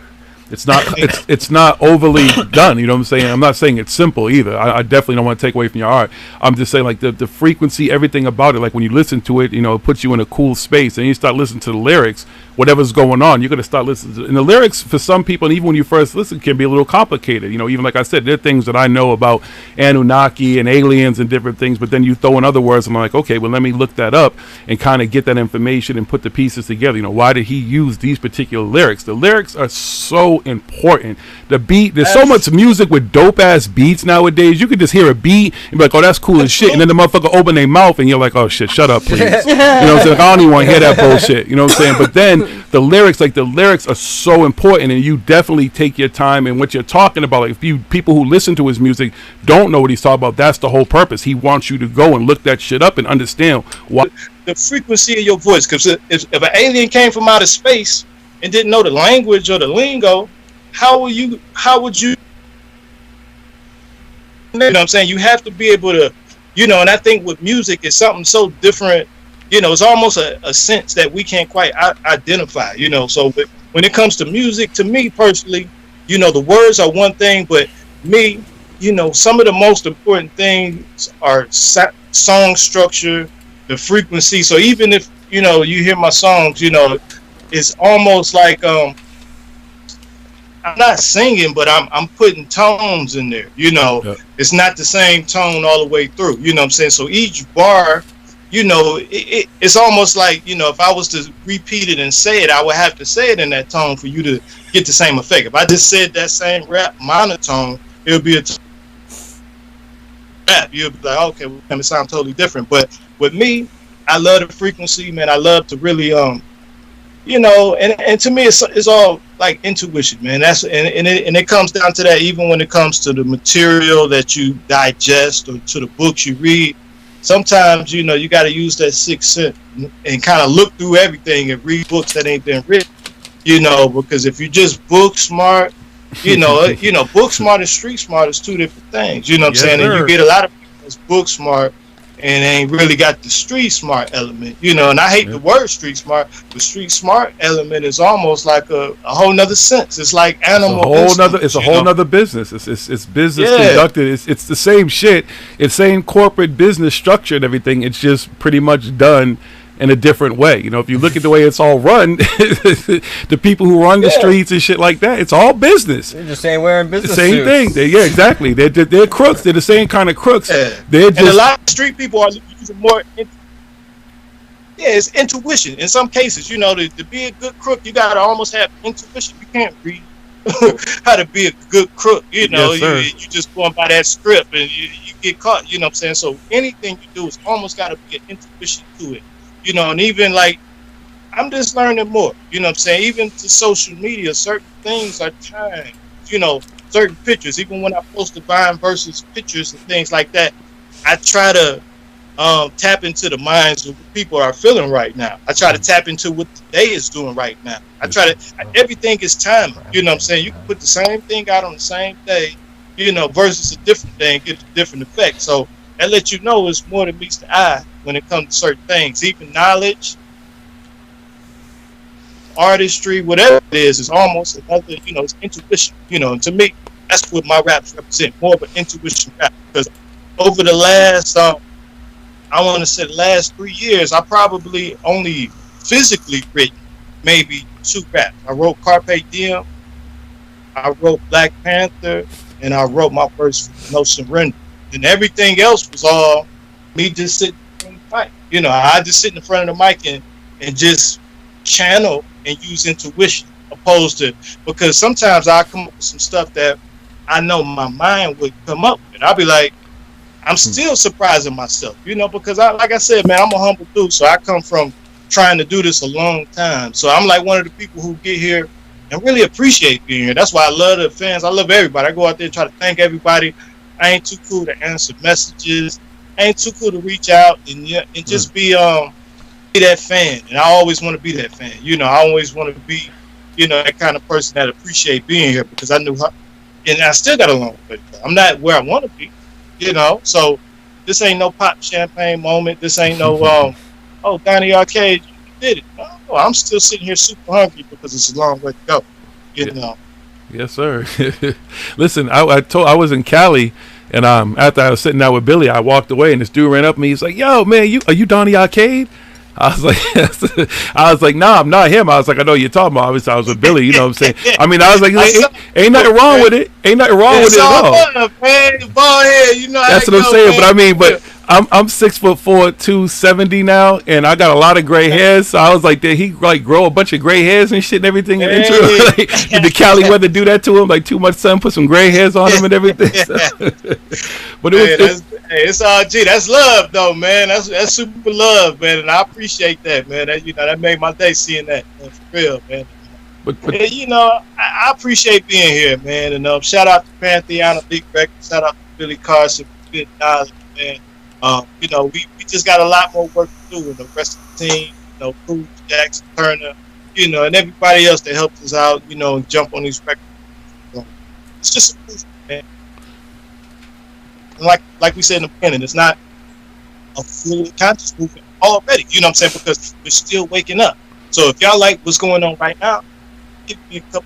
You know what I'm saying? Give me a couple years. You know, let me take it to the next level. Let me see where it's at. Because what I want to do is beyond just regurgitating. I want to change the minds and hearts. You know? I think the way you're going to be able to do that is beyond words. You know what I'm saying? It's almost, you know, you gotta use magic. You're magic. We're all magicians. You talk about magic. I got a question for you then. Have you tried any psychedelics yet?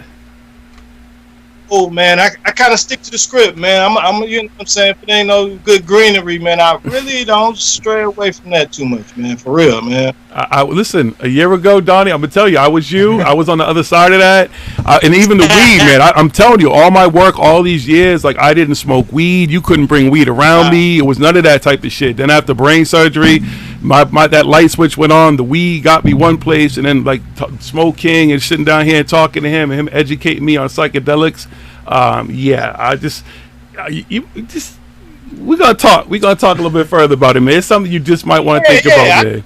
You know, I'd be such a wizard in the lab. You know, it's always the good greenery in the air. You know, a little drink every now and then. But you know, I'm definitely not a big drinker. But you know, I'm definitely, you know, weed is my thing for sure. You know what I'm saying? But truthfully, you know what I'm saying, I never see psychedelics. You know what I'm saying? I never, you know, that kind of stuff is kind of, you know, rare. You hear about it, but it's like, you know, psychedelics and things like that. You know, this kind of stuff. Just me coming up from Cleveland, Ohio, I didn't see much of that or come across much of that.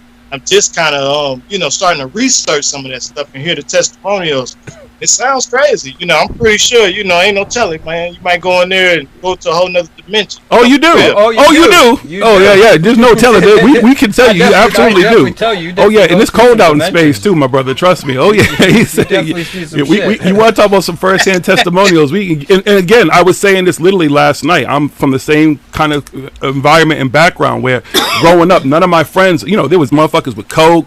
There's even motherfuckers randomly with some heroin and shit. And I ain't getting down none of that type of shit. But weed back in the day, I was like, cool. But then I stepped off it from years. But no one around me was ever like, yo, I got these shrooms. I got some LSD or anything like that. Like, no one ever even brought that shit into the conversation. So it wasn't something I explored. And then Nancy Reagan and motherfuckers like that came along with the, you know, say no to drugs and look at just your brain on drugs with the fucking fried egg and all that type of shit. And I was like, oh shit, I'm scared. I don't want nothing to happen to my fucking brain.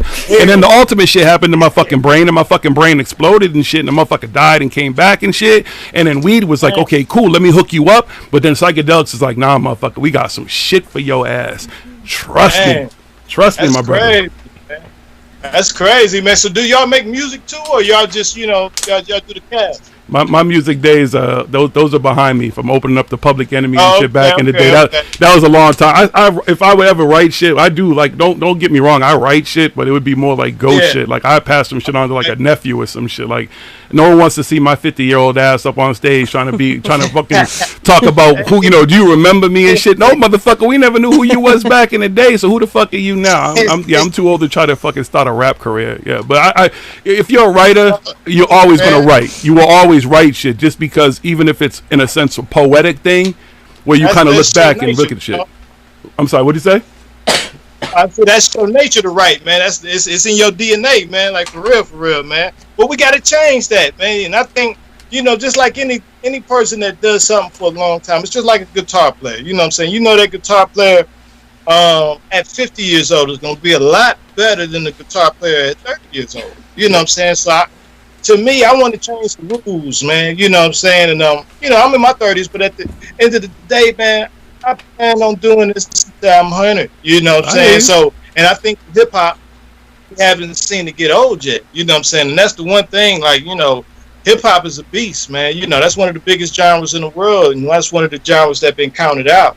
But at the end of the day, you know, hip hop only 30 something itself. You know what I'm saying? Yes, so really now, when you're getting into it and you seeing people going to the Writers Hall of Fame, you seeing the Jay-Z's, you seeing all these people that's going into that realm of later 40s. You know what I'm saying? But they still here, they're still doing it, and it's no different. You know, and I just think, you know, it's time to change the structure, man. It's time to change everything. And I think with this internet and these younger generation, they got it right, because now it's straight to consumer. So all the rules of the old school and this and that don't matter no more. All the middleman, all the bullshit, you kind of just cut out the middleman. Yeah, it don't matter no more. It's to the point now where, hey, man, you want to be somebody, you could be somebody. Somebody come out today, 80 years old with their guitar and go platinum, be the biggest celebrity ever. You know, it's all about wanting to do it. If you want to do it, it's there for you. You know what I'm saying? Because truthfully, we need more music that's not geared towards younger people. And that's the only reason why we got the music we have today. You know, and to me,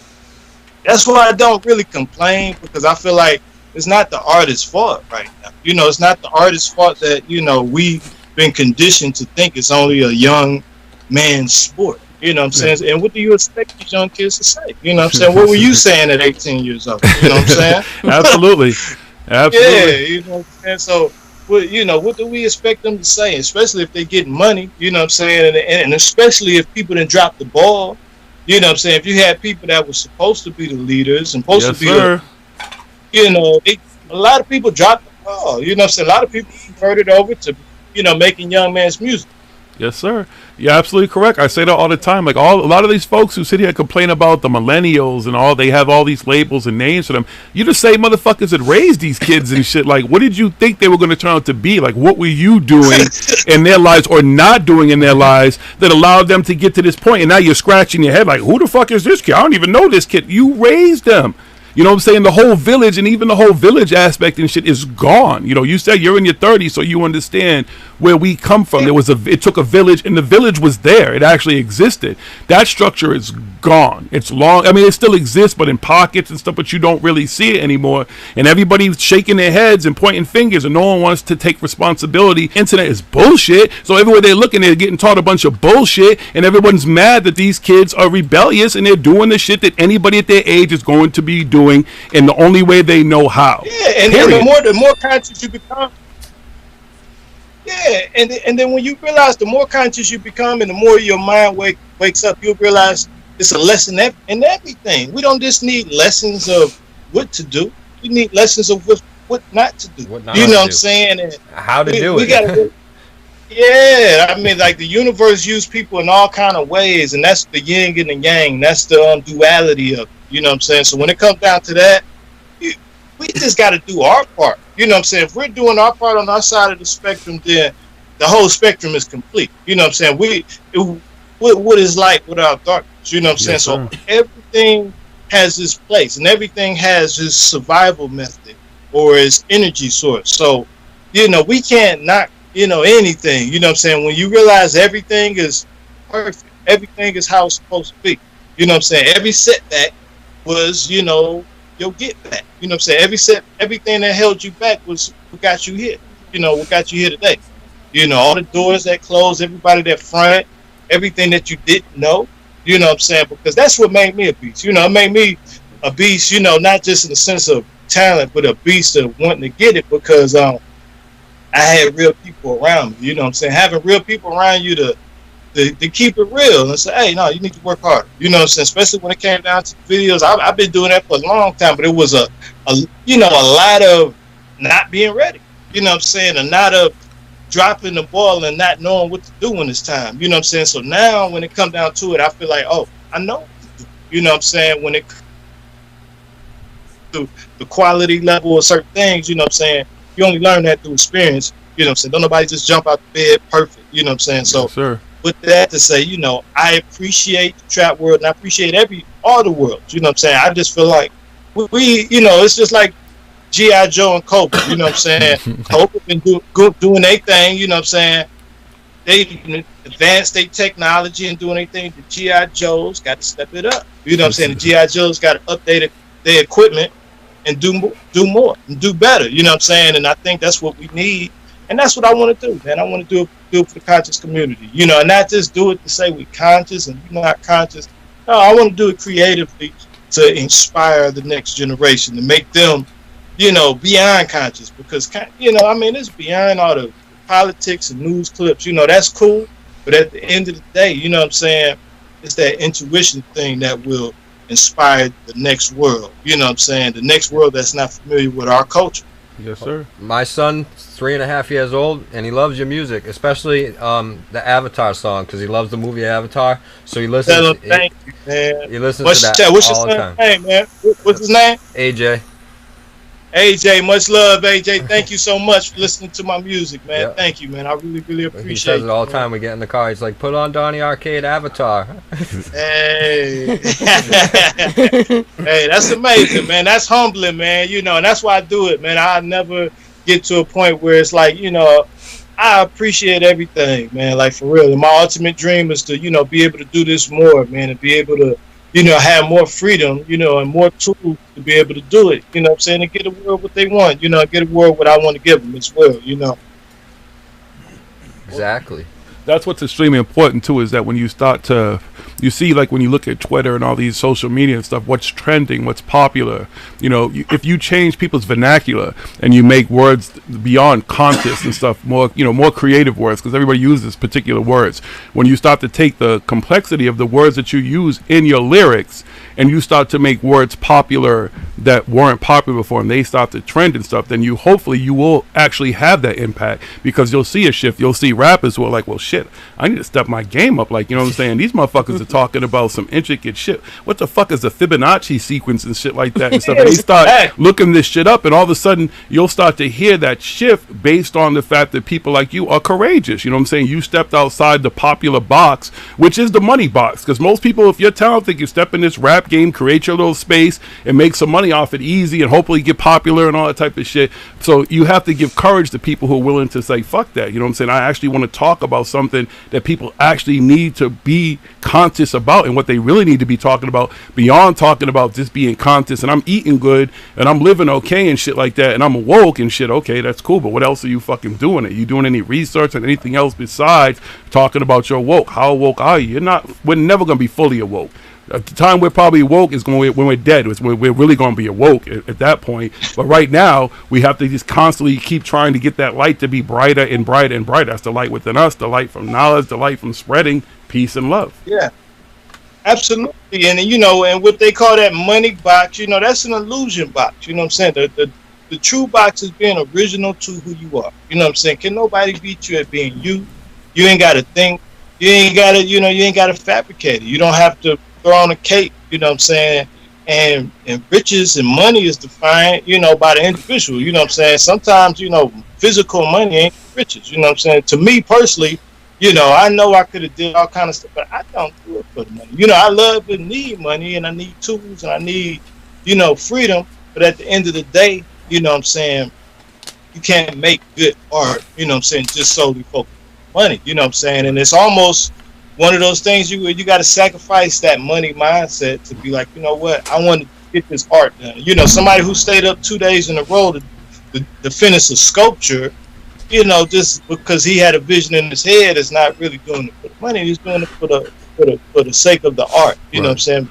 Love of the art, and for the sake of resistance of the art. Yeah. But yeah, I mean, I think a lot of people, think the money route, but usually that first person get to that, whatever that gimmick is, and everybody else will fail trying to mimic that gimmick. So not just, and I mean, whatever your thing is, you could be the gangster, you could be the player, whatever you are, be who you are, and I think that will be half the battle, at the end of the day. That way you don't have to sacrifice for the dollar, you know what I'm saying? Because you can get the money and still be miserable. And it's what you do with the money too, though. It's also too. It's cool. There's nothing wrong with getting if the money comes with it. Again, it's it's the whole Peter Parker thing. With great power comes great responsibility. You got some money, you earn it. You're entitled to do whatever you want to do. I'm never made. If you want to go buy Bugattis, you want to go buy whatever you want to do. That is you earn that money. You do whatever you want to do. But if you take that money and you're actually doing things with it, go see the world. The perfect example, like you're talking about, go see the world. Go see how the other half lives and stuff before you judge them. You actually get a chance to go see them, to talk to them, to know how they live. And then you make judgments. You don't even want to judge at that point, because you just get a better understanding how the world is. You have the ability to do that. You have the ability to, even with money, change the world a little bit. You ain't got to fucking knock the world off its axis, but you could just do just a little bit enough that you know that you've done something with that gift. Because it is a gift for people to look at your art and be like, yo, this is some cool shit you're doing. Let me give back and, say, support you the right way. And then with that money, see you actually do cool shit with that. People like, that's fucking awesome. I know where my money's going. And that's funny. Yeah, to me, that's a form of currency. I mean, the true feeling of being able to sleep at night, and sleep at night good. You know what I'm saying? You got some people playing so many demons, you know what I'm saying, that, with his money, you know what I'm saying, if you ain't happy, or if you ain't, you know what I'm saying, where you want to be still, you just like I say, you had Anthony Bourdain killed himself. Somebody who I watched this show, and I thought, hey, man, he was living the life. You know what I'm saying? Like that, you get to travel, you get to eat, seem like it's successful, you got shows, and then you go kill yourself, man. So, rest in peace, Anthony Bourdain. But to me, that's just, that lets you know that money ain't everything, It's all and perspective. money ain't, the money ain't the ultimate spaceship, to get you where you got to go. Sometimes you got to use your heart. Sometimes you got to be a real, all the time you got to be a real person, because a lot of people fold for money, a lot of people, burn bridges, and, that could have took you further, for money, little money, so, it's to me, it's all about, doing something for a purpose, the money gonna come, and, and even with me, with all the money in the world, I would still get up early in the morning and being here working and doing my thing, because it ain't about the money, which money to me is my time, if I can have my time and do what I want to do, what is this paper, if I had my time, if I had if you got your things that you need, if you had a house, you had a car, but most important thing to me is time. On your last day on this earth, you're not going to be thinking about no money, you're going to be thinking about the time, Yes, and sir. how's it spent now? Listen, exactly. When your last moments, when you think I know what it's like to die and think about all that type of shit, man. And the thoughts in your head are just like, okay, like none of it. You're not going back to it. It's not going to be there. So whatever you did at that point, all you work for, whatever, ain't none of that shit going with you. I can absolutely tell you that, at least. I can't tell you what happens when you die. You're gonna be thinking about tomorrow. What'd you say? But how long you guys been doing it, man? How long you guys been doing the podcast, man? This is we just celebrated our 5th year, beginning of sometime in May. So we've been doing it for a while. I mean, it's all about the same stuff we're talking about too. Because I want to switch the conversation up a little bit with you too. Because I got to ask you a couple of questions, man, which kind of makes sense because it's in the music. So I need to know one: do you believe in aliens? Absolutely. We are the aliens. I think, we don't realize what we are. We are the giants, because it could be all kind of microscopic beings around originally had this earth. And a lot of these pictures and a lot of these sculptures are about us. I just think we've become so, we're like aliens looking for aliens, guys looking for guys, So to me, a lot of that get misconstrued definition. But alien, I do like the word alien, but at the end of the day, I don't like the definition. Because alien is alien, and we can tell we're not from here completely. Because we're not in alignment with everything that's here. Everything else could survive without us. Yep. But everything can't survive with us. And that lets you know something. They said Mars, aren't we better suited to aren't we more aligned with Mars than we are Earth or some shit? Yeah. So that's why they're in a hurry to get to Mars. They want to get aligned and live longer and start flying around and shouldn't be super people up there. While the rest of us, they're like, they'll get up there eventually. They know what they're doing. Yeah, I mean, we are aliens, man. I think that this world is filled with entities, man. So even if we're not seeing all the colors, just imagine this: we're not seeing all the colors.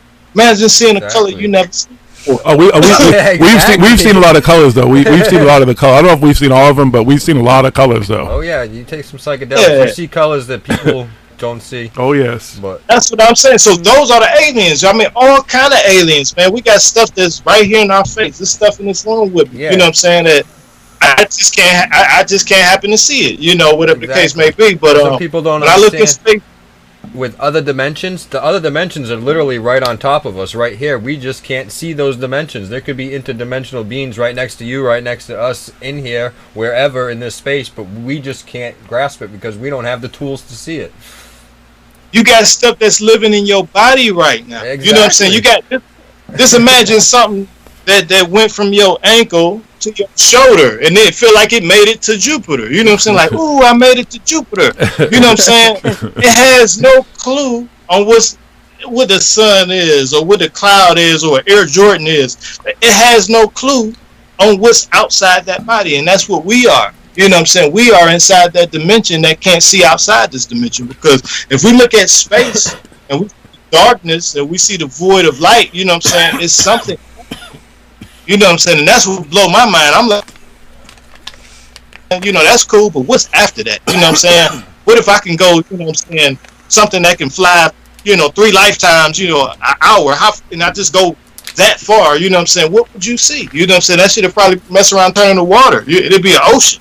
Or it'd be something different, you know what I'm saying? Something we never expected. But alien life everywhere. Alien life in our bodies right now. Psychedelics. Trying to figure out life, you know. Just do some psychedelics. I'm trying to tell you, my friend, that, and you'll see all that, and you can traverse space, and you can traverse time, and you can go to other dimensions, and if you're lucky, you'll have a breakthrough, and you can meet what we call the dudes. You know what I'm saying? You can meet them, and absolutely trust me. But yeah, that's all. That's part of the experience. You talk about aliens. The mushrooms are the aliens. Those shit are the ultimate aliens. I'm sure you're familiar with the Akashic records and stuff like that, right? Yeah. I'm not, you know, that versed on it and just read the whole thing, but I'm definitely familiar of it, you know, and I want to learn more about it. You know what I'm saying? And I believe mushrooms. So you need to take mushrooms because mushrooms are key to the Akashic records. Literally, the stuff that I see on mushrooms is stuff that you would see on like scrolls and stuff like that. Like I see symbols, I see all kinds of stuff. They show you everything from like the beginning of time until right now. Sometimes I think I'm seeing the future and stuff like that, but you see everything, all kinds of stuff. And like the thing about it though is trying to process it all afterwards and come back and be like, holy shit, what the fuck did I just see? And sometimes I like be like a few weeks later and I'll be like, oh fuck, that's what that shit was. Damn. Wow. Dang. So that's deep though, man. I can only imagine, you know what I'm saying? But that's the kind of stuff, and me as being a future filmmaker, you know, those are the kind of things I want to show. You know, I want to show the things that never been seen. And I feel like you know, even in Hollywood, we still quite haven't seen, you know, I want to see what Jupiter look like. I want to see what the storm on Jupiter look like. You know, I want to see all these places, you know what I'm saying? So it's a lot of movies in my mind I want to make that will explore that world. And at the same token, my imagination is wild. So a lot of times I'm in almost a channeling kind of state, you know, and I always try to stay there, you know what I'm saying? I'm always in a state of halfway in, halfway out. So and that's where the music come from. The place where the music come from, I stay in that place, you know what I'm saying? Try to stay in that place 80% of my day, you know what I'm saying? I hold on to that place, and that place is a no time place, you know what I'm saying? I can actually go back in time in old apartments and get ideas and different things that I pulled from that world, you know what I'm saying? And a lot of this stuff was actually, man, you know, visually, you know, manifested. I saw it before it is. So, you know, and that's when we got to realize the power of music, you know what I'm saying? We're looking at music just like it's for our entertainment, but just like the plants give off oxygen, you know what I'm saying? I feel like music itself is in the same concept. You know what I'm saying? We're just doing it because we want to make music, and we just think that's our life purpose, but we don't realize that's doing something for the universe. You know what I'm saying? And that's how the universe uses it. Just like the plant. The plant is probably just trying to grow. It don't realize it's releasing oxygen that's feeding all of us. You know what I'm saying? It don't know it. It has no clue. It's oblivious to what its contribution is, or its contribution is to the universe. So now I feel the same way about music, man, you know. No, I got plants, and I talk to my plants and stuff. Plants know what's up. They know, like, that they're here to help us and stuff like that. Absolutely. I've been talking to they know that they're giving out like oxygen. That my weed plants know that I'm gonna smoke them and stuff, and they don't get sad and shit like that. They get happy. So that's my thing, because people like plants got feelings too. Okay, yeah, plants got feelings and stuff too, but they know what they're there for, so they don't get like I can go tell my plants I'm gonna eat you, and they don't get sad and wither up. But if I play some like scary music and tell them I hate them and stuff, they get like sickly and shit like that. So, and I ain't just saying this. I ain't just saying this, you know, to agree. I absolutely know what you're talking about. I've been taking care of this little plant for like the last 4 years actually. You know what I'm saying? And like I really, like, you know, have a connection with that plant. Like, you know, I've been giving it nothing but, you know, filtered water. You know, and it's like it's just a weird thing when you know plants are alive like that. You know, they're very intelligent, man, and it's almost like a computer system, man, where you can really talk to this plant and cheer it up. That's bugged out, man. That's some ill stuff, man. And here's my other thing with plants.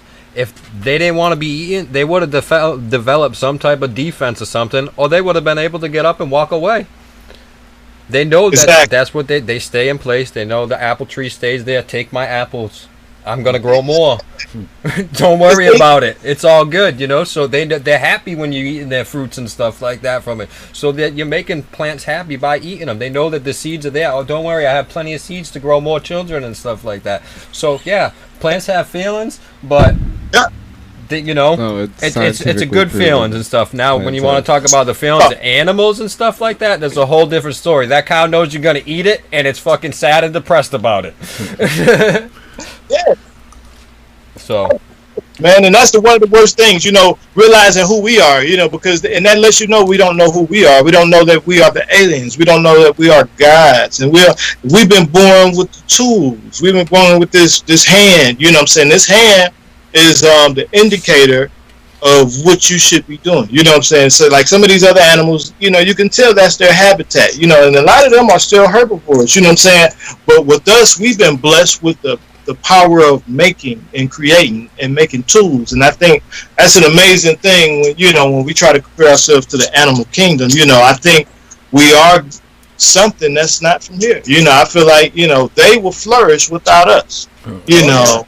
Well, I think the whole earth can flourish with us here, but it's way out of balance. We got to get everything in balance, because there's some people that are trying to throw everything off balance, and greedy, power, money hungry, whatever people, and everything's out of balance with it and stuff. They got us eating animals and shit. We're actually, if you look at things, we're literally like free range cattle here in this country, on this planet, and people don't even realize it. They're like, yeah, I'm eating humanely raised cattle and stuff like that. Well, how you feel like about being a humanely raised human? Yeah, and the thing is, we don't know the full picture, man. And the thing is, we don't know what's being done with us. We could be. This could be one big old, you know what I'm saying, factory for us. You know what I'm saying? Like, you know, who knows what happens once you go on that ground? You know what I'm saying? Like, for real, we have no clue. You know what I'm saying? And I think the food chain is a lot bigger than what we can imagine. You know what I'm saying? And I think when you realize that, you know, we might have been brought to this planet, you know what I'm saying, to be part of some kind of food chain or some kind of slave chain, you know what I'm saying? We can see it. You know, we can see what kind of oppression we are in, you know, compared to what the animals, and they going through it, but they're not still mentally not going through it like we are. You know what I'm saying? We are not, you know, you don't see animals commit suicide. I don't know. I think squirrels do sometime though, because the way they run from the cars. I obviously don't want to hit any animal, but squirrels just seem to like fuck it, I'm done with this. Ain't no nuts, ain't a good season, I'm just going to dip out. I think sometimes squirrels do try to commit suicide, but you're right. I mean, if they do try to, well, that's not actually true. Some of these fucking animals that we have, not fucking animals, excuse me, because nothing wrong with the animals that we have in like captivity and shit, they've been known to try to commit suicide and stuff just to get out of the situations that they're in. There's like killer whales and shit that got marks and shit from banging their heads and shit against tanks and things like that. So they're smart enough to want to get out of the situation.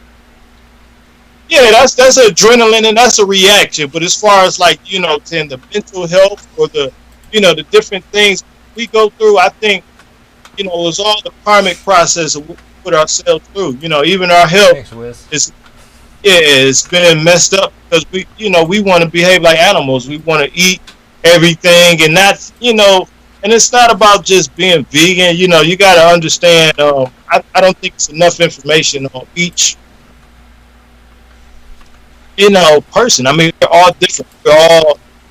You know what I'm saying? So I just don't think everything is the same. And when you look at certain things out there, everything has its own combination of things that make it, you know, its own living being. Whatever it takes to make them live and flourish, that's, you know, it's in their DNA and their instincts to do that. But we're like void of instincts. You know what I'm saying? We're just going off of commercials. What were commercials on TV?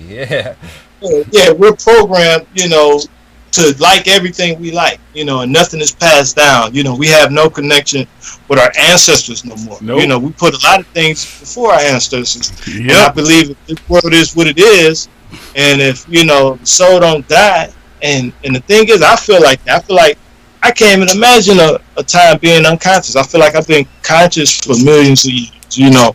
I can't even imagine it. You know, I just think that's a myth of not being conscious, you know, and so even when you sleep.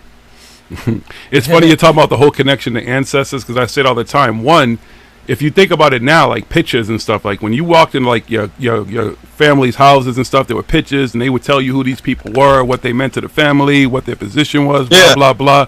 Now motherfuckers would be like, oh, you want to see a picture of your grandmama? Hold on, let me get off my phone. Oh shit, I don't even think I have it on here. It might be on my computer somewhere and stuff. The little things. People will sit there and be like, oh, I want to go do 23andMe, but have their grandmama or their great grandmama sitting in the other room and never just ask them what's my family history and stuff like that. They're waiting for somebody else to tell them what their family history is and stuff. And that's the disconnect that's really important. Your ancestors, not even the ones who are here, but the ones who went before you, the things that they did, the feelings and stuff, and the power that they had because of what they went through. People they tap into all these other sources, gods and everything else, and deities and all this type of stuff, but never even think to look at the power of their own ancestors, who were the ones who were protecting you and watching over you, and wherever they went, whatever they went through, are always going to be there with you, whether you want to believe in anything else. Your ancestors are the most powerful source you have with you, period. Absolutely. You know, and the one thing about it, we will be the ancestors one day. You know what I'm saying? So imagine what would you wish and want for your people. You know what I'm saying?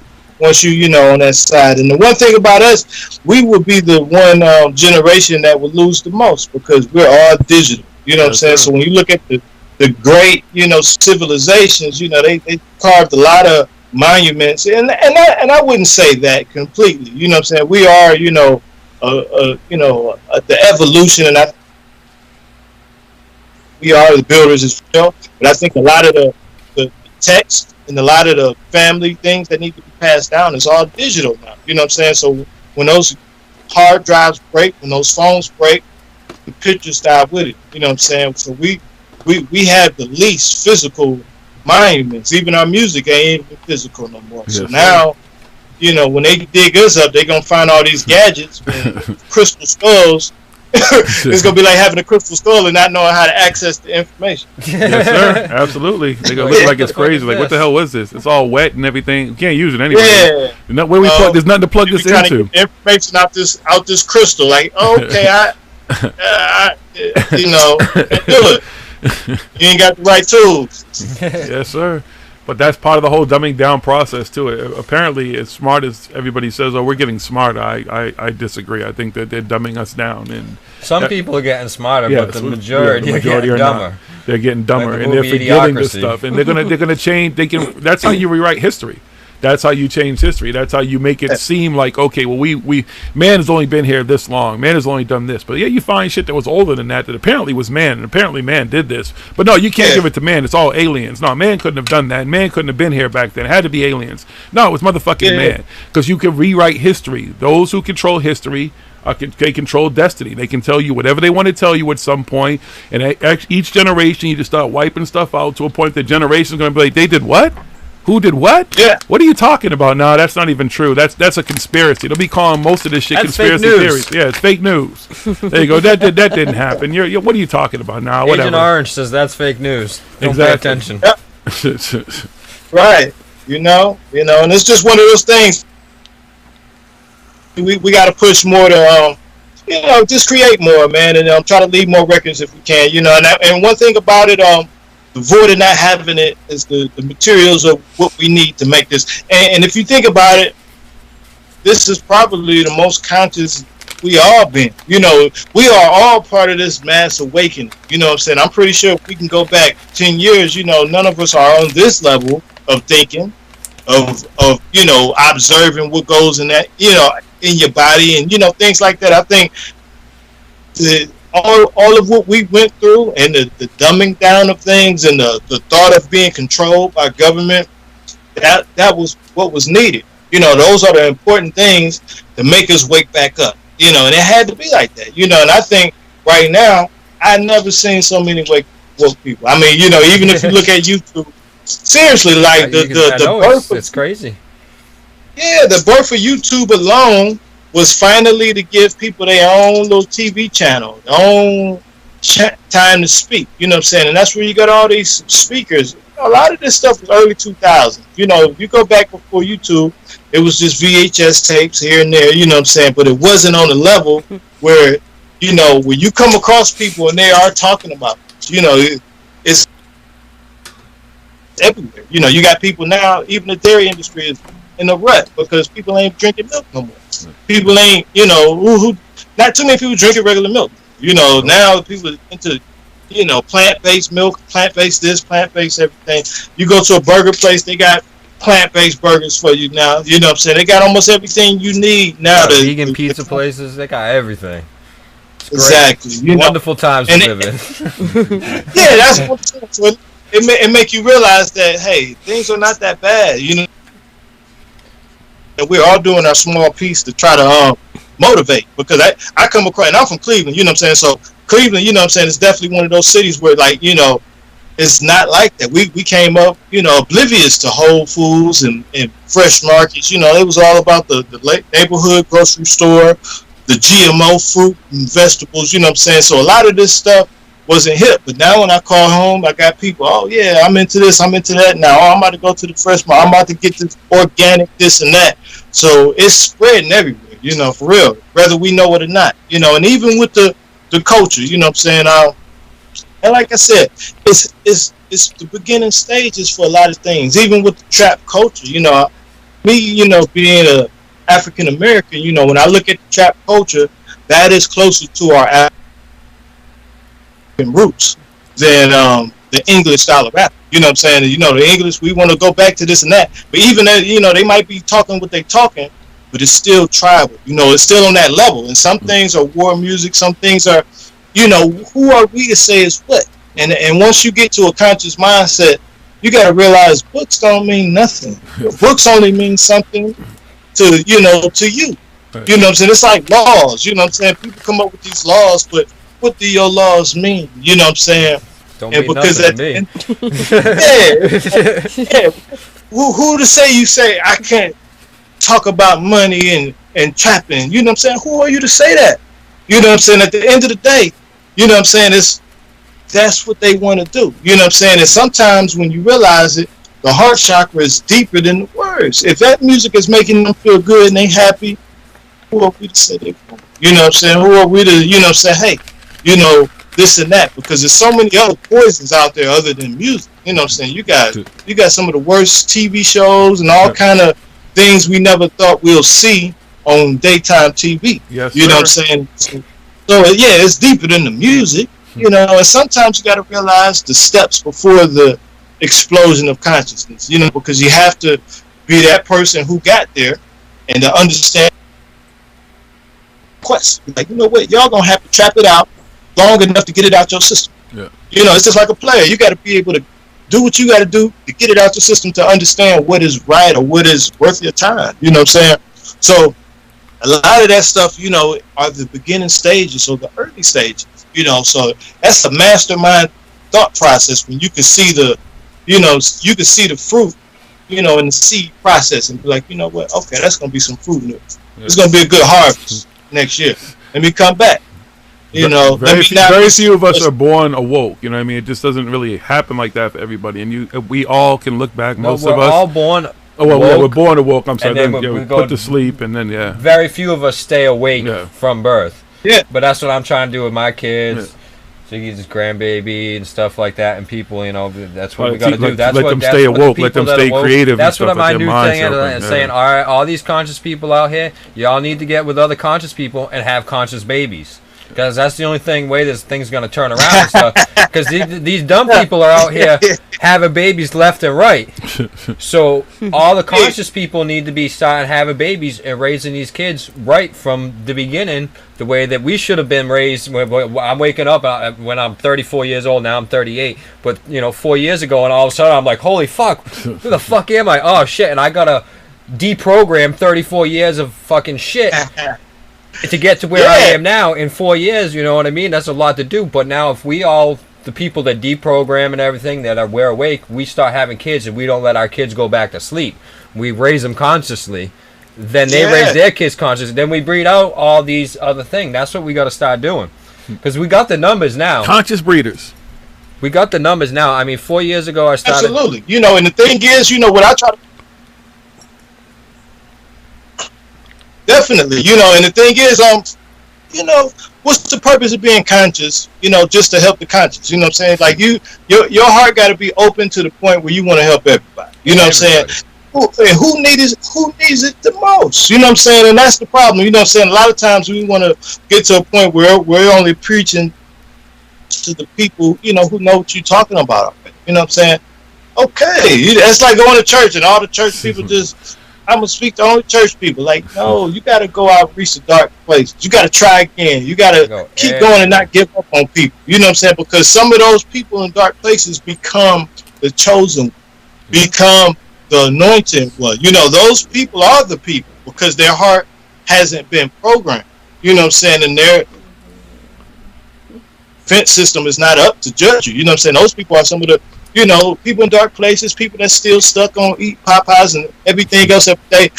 Those are the people you got to watch out for because those will become the masters. You know what I'm saying? Because people who think they're the master are not the master. You know, if you think, oh, I made it, I'm perfect, you lost. Exactly. You lost at that point. You know what I'm saying? Because when you look at some of those people, and that's why the younger generation, you know, is doing what they doing. They making money. They're making more money than all these so-called, you know, hip-hop heads and everything else because they didn't come up with a defense system to judge each other. You know, they doing their thing. They not tripping. They not, you know, and they might not know the history, but at the end of the day, you know what I'm saying, they're not, their heart is opened up a lot more, you know what I'm saying, to some of these people who got book smarts. And that's where it comes down to book smarts and street smarts. Get all these books, you know what I'm saying? You know, I breeze through stuff, but I'm just not a regurgitator of words and books, you know what I'm saying? Because it's beyond that. It's your memory. Yeah. And your memory is everything. Your memory will help you in the next world. Your memory is your true heart, you know what I'm saying, or what you experience. That's what you're imprinting into the Akashic record. That's your computer. That's your supercomputer right there. It's got all the terabytes, gigabytes, whatever the fuck you want to call it, whatever memory, whatever capacity it needs, it's got it. It's right there. That's the best thing you People can just don't know how to use it. Nope. Just like their computer on their houses. Actually, some people know how to. People know how to use their computers and their phones better than they know how to use the computer up on top of their shoulder. I can say it's the opposite. I can use my brain better than I can use my fucking electronics. I don't know these motherfuckers. Yeah, man.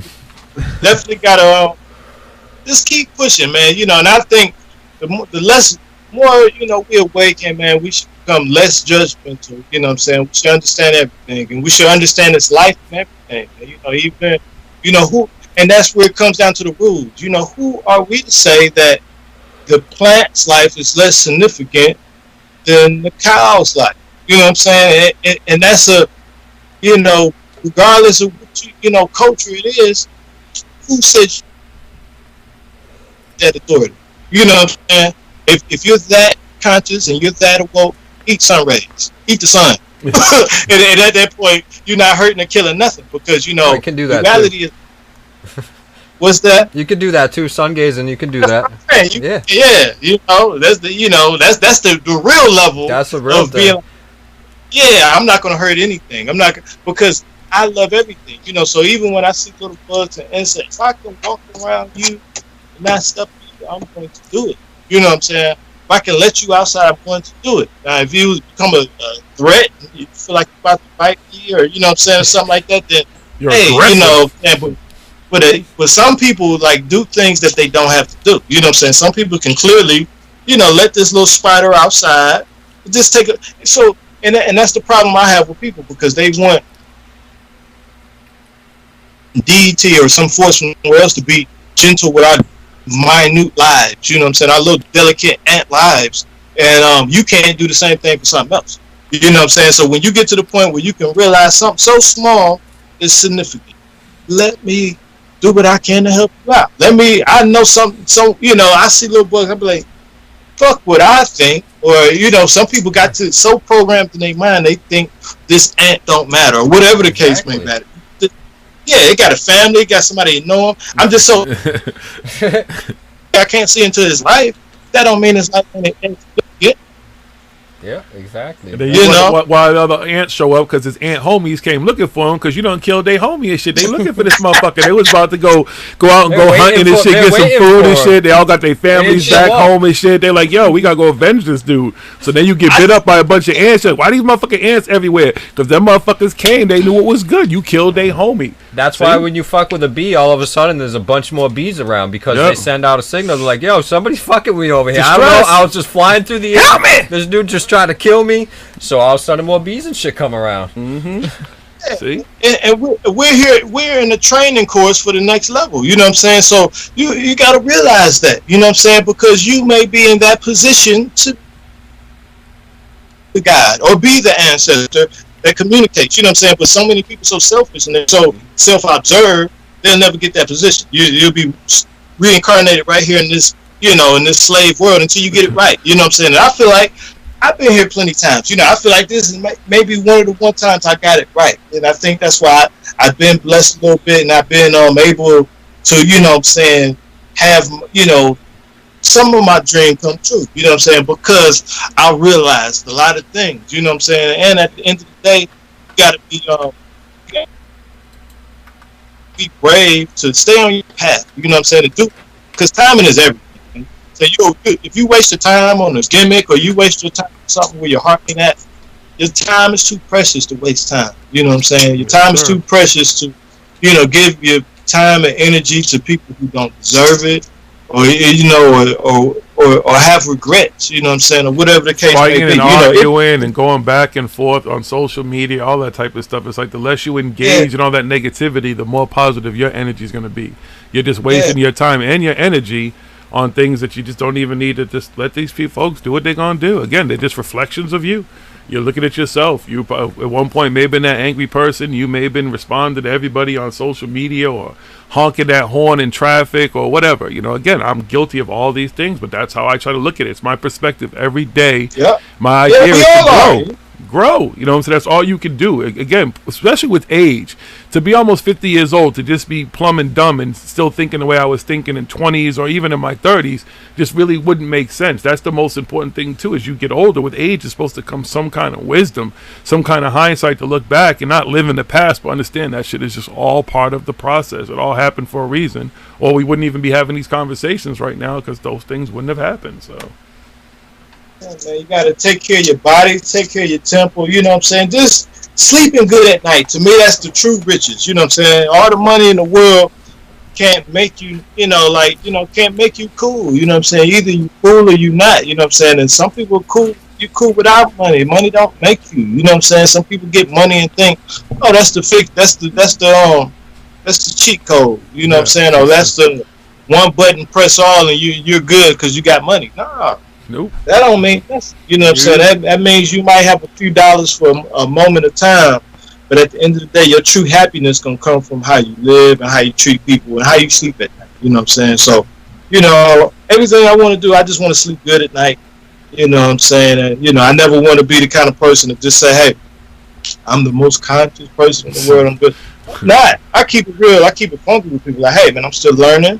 I'm still, I'm still awakened. I met Billy Carson and, he reached out to me, you know what I'm saying? Because I wasn't all the way awake, you know what I'm saying? I had Anunnaki already, but, the first time, he had heard that and he reshared it a few times and then he reached out to me. He said, hey, man, you really want to make this thing happen? You might want to think about going conscious all the way. And that was a fork in the road. I could have used my ego. I could have used everything to say, hey, no, I know what I'm doing, you know what I'm saying? But I thought about it. You know what I'm saying? And I kept going to, and we trusted each other to go on this path. And the more I go on this path, the more I'm waking up. You know what I'm saying? So, truthfully, like 3 years in on the path to waking up, to know I'm on the path to waking up.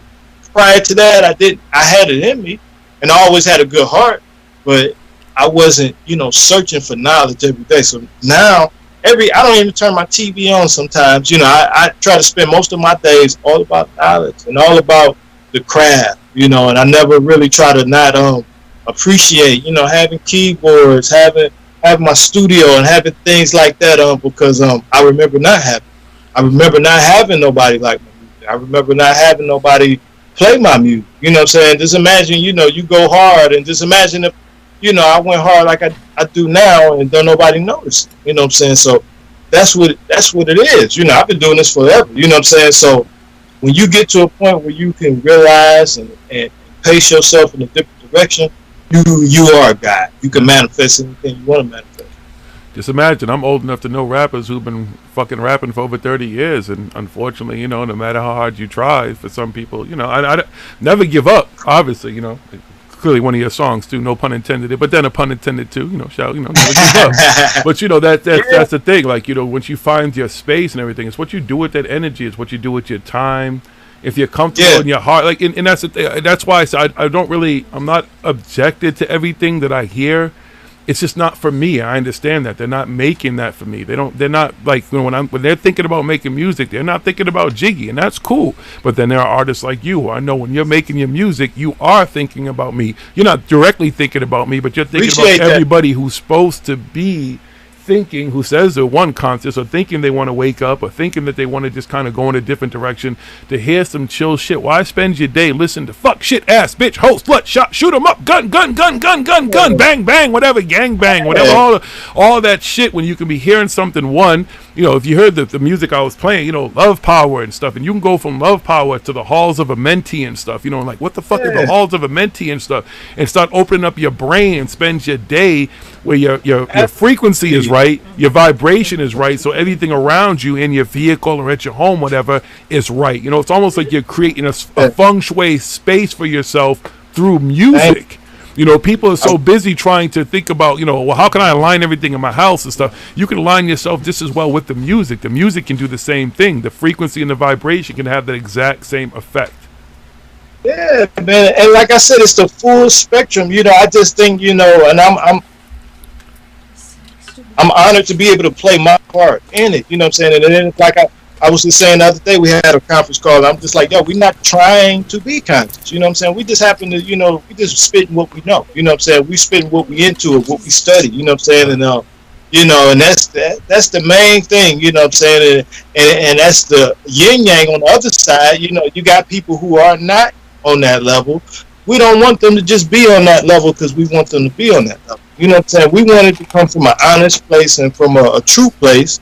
And I think the world deserves that category or that option to pick what they want. You know what I'm saying? And say, hey, I want a hamburger today.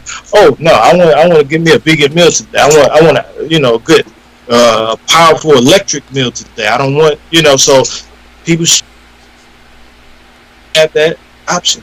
Choose what they want to choose. People can choose what they want to choose. You know what I'm saying? But I think it's a dope thing to have. Just few people who are into that and who can't do that and who got that in their hearts, put themselves out there and make that a piece of what they want to give to the world. But that's the important thing too, though, is you're saying too, is you're genuine in what you're saying. You know what I mean? It's not like you just let me look at a book and read a bunch of cool words and just spit that shit because it sounds cool. You're genuine. And again, you're still hungering to learn more. That's the most important thing. You can never learn enough. Go ahead, brother. Yeah, man. I just want to learn it all, man. You know what I'm saying? And like I said, a lot of people hit me up, and and I think sometimes people trip on how human I am and how honest I be, because man, we not in this to sell a dream or to just act like we're better than somebody, or whatever the case may be. I just want to give you what I know. None of us is perfect. Nobody. I don't care how many books and classes you take. That ain't probably 20% of what the truth is. You know what I'm saying? So we're only just going off our limited imagination. You know what I'm saying? Just imagine what just how we talk back to the animal world or to the insect world. Imagine they have no clue of things outside of that anthill. You know what I'm saying? They have no clue that Pluto exists. They have no clue that there's a satellite up there. You know what I'm saying? So it's like the bacteria in our body. They're like, they have no clue that we're in a body and shit like that. They don't have no clue. That's we're a whole universe to that bacteria and stuff in our body. And then the atoms that make up that bacteria don't even know that they're atoms like inside a bacteria. They're inside a whole nother universe. And then there's subatomic particles and so on and so on and so on. So So imagine what, we're just mimicking, what we think we know, or we're just trying our best, you know what I'm saying? And we're probably, so unwoke to something out there that's super woke, you know what I'm saying? So we're just trying, man, and all we can do is try, but I think it's all about love power, man. We got to love everybody, man. We got to appreciate everybody's art. And sometimes we can't take life so seriously, you know what I'm saying? We got to realize, we are the oppressors as well. You know what I'm saying, cotton that we wear, we're depleting the earth. Whether you vegan or not, you're still, playing some part in the destruction process. It's perfect just the way they are. Well, Absolutely. So, yeah, according to standards, yeah, I'm saying, yeah, exactly. Just be who you are. Do what you do. Be who you are. Whatever. If new knowledge enters your mind, be that new knowledge. Add it into who you are. You might not know a lot of stuff right now about whatever we're talking about, but you learn it, and then you change if that person changes. You know what I mean? And don't count people out, man. That's the problem a lot of people have, man. And that's the problem of separation. In so many worlds and so many levels and so many different cultures, there's a problem of separation. And there's a problem of people getting there and fronting on the people who ain't there. Like, damn, it you 20-something years to get here, you know what I'm saying? And we're knocking somebody who's just at the beginning of their quest. We just don't know who that person's going to be. We don't know what their capabilities is. And they might be more psychic and more powerful than you are. You know what I'm saying? That's why you go to the hoods, you go to certain places, you can go deep off in Haiti somewhere, you'll find some people that you probably just so much more woke than you can imagine. But they're still drinking, smoking, kicking it, because they're not caught up on your rules. They're not caught up on these stupid rules that we think a person is supposed to be. You know what I'm saying? So even with the vegan, this is an animal kingdom to some degree. You know what I'm saying? So to me, I love to see the truth in nature, and the truth is in nature. You know what I'm saying? We're the only ones that really make up lies. You know what I'm saying? So when you look at nature, Mother Nature is a savage. Mother Nature will kill 1 million people today. One big landslide or earthquake. So what do your rules mean at that point? When Mother Nature decided to kill 5 million people? What is your rules? You know what I'm saying? When these that's why they're trying to control the weather and shit now, so that don't happen. Or they can control it so they can make it happen when they want it to happen and shit. Yeah, but Mother Nature will do it herself. You know what I'm saying? Like, fuck Hart. You know what I'm saying? I'm about to be Hart today. I'm tired of this shit. I want all y'all to jump off this island. I'm tired of y'all sitting up here eating our fruit. What do your rules mean at that point? That's the evilest. That's the ultimate evil. So anybody that you label evil before that can't top that. Can't top Mother Nature. Like, know what? Damn, Mother Nature just killed 5 million people. Yep. I don't care how many burgers they ate. They ain't that bad. You know what I'm saying? So because for there to be light, there has to be darkness. There has to be balance, actually, between the light and the dark. And if Mother Nature decides, oh, well, it's out of balance here, I'm going to have to fix this shit. Y'all got to go. And Mother Nature just going to fix some shit. Evicted. And sometimes like it's light right now, yeah. These people's houses are burning and shit. But you knew you living on an active volcano and shit like that. Mother Nature said you got to go right now. Yeah. Time to clear out some space. I want to start over here. She's redecorating. Mother Nature's like, I think I'm redecorate. I gotta grow. I'm trying to stretch here and make this island a little bigger. Yep. Yeah. So when you apply that concept to everything, you got to keep an open mind. You got to keep an open, heart. You know what I'm saying? And I think we put ourselves in against the wall when we just want to surround ourselves or just only associate ourselves with people or only help the people that don't need help. Like, I want my music to reach everybody, and that's why I try to do more creatively conscious, honest music, you know what I'm saying? And at the same token, be me, you know what I'm saying? Be who you are, you know what I'm saying? It's okay to say, just to be who you are, you know what I'm saying? Because when you realize we are perfect, we're all special. And we haven't came with the instruction manual for life, and that's the one thing we're missing. So until somebody can pull out their instruction manual and be like, no, this is really how it's supposed to be, You know, we don't know. Even then, you'd probably question it too, because they supposedly have the instruction manuals, like Bibles and books and Torahs and all these these holy books and stuff. So I mean, even then, you'd still have to question, like, well, who's showing me this book, and where you get that book from? Where that book come from? And it's a little truth in everything. You know what I'm saying? I mean, yeah. Where did we get our books from? You know, at the end of the day, you know what I'm saying? Everybody got their book from somewhere, or their knowledge from somewhere. So we got to realize that, you know, I love to take the good out of everything. You know what I'm saying? I learned all the worlds, you know, coming up. You know, my mother was Baptist, so I hadn't heard the Bible. I learned that, but I'm able to make my comparisons based on knowledge. So somebody who just only know metaphysical knowledge and never learned the other knowledge, you know, because all stories got some truth to it. You know what I'm saying? To some degree, you know, so. You really can't bash nobody's religion. You can't bash nobody's form, because when you realize you're a God and you are manifesting what you want to manifest, you can create any entity you want, and that could be a powerful entity. And that's the true understanding, to be like, you know what, they want to create a Jesus, or they want to create that. Hey, if the mind is what it is, and I know I'm a master creator, and I know in my mind I can create my own system, you know, I make myself a God. So who am I to say that somebody can't create another God, or can't create their own system that works for them? You know, so it's deeper. It's deeper than what our books are. As long as we can understand the balance, understand the good and everything, and not judge, that's the most powerful motherfucker you can have. You know what I'm saying? Somebody like that. You know what I'm saying? Because that person will go through all the worlds. Like, you know what? I'm going to learn all the worlds. Exactly. There was a delay. I'm sorry, there was a delay for the second. I thought we lost you. You still there, Donnie? Well, yeah, I'm still here. Yep. Okay, I'm still here. I lost you. I can't see y'all, man. Where y'all at, man? We're here. Sorry, but I thought because sometimes a little bit of a delay. Yeah, I know you don't get to see us; they get to see you and everything, man. So it's like it's hard. You just kind of looking at space and talking to everybody. Yeah. Not on the other end. We go. So what about the Anunnaki though, man? You think who are the Anunnaki to you? Well, and that's definitely, you know what I'm saying.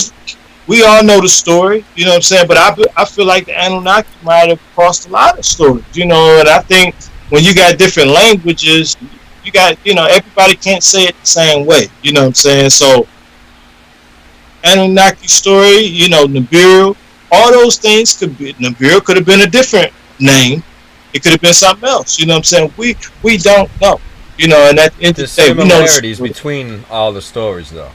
Exactly. And it is, from the Nephilim to the Anunnaki to a lot of those stories all cross each other. And I think a lot of people are telling the same story.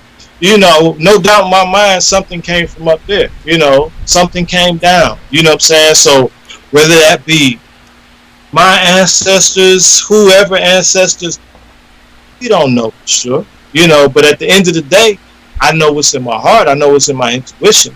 And I know it's definitely something to that story. And I know I believe in aliens. I believe in, you know, and I hate the word, you know what I'm saying? I love the word, but at the same time, I hate the definition because it make it so much like a Hollywood definition, you know what I'm saying? But we are the Anunnaki. We are aliens. We are That's Anunnaki. What I'm saying. You know, we are.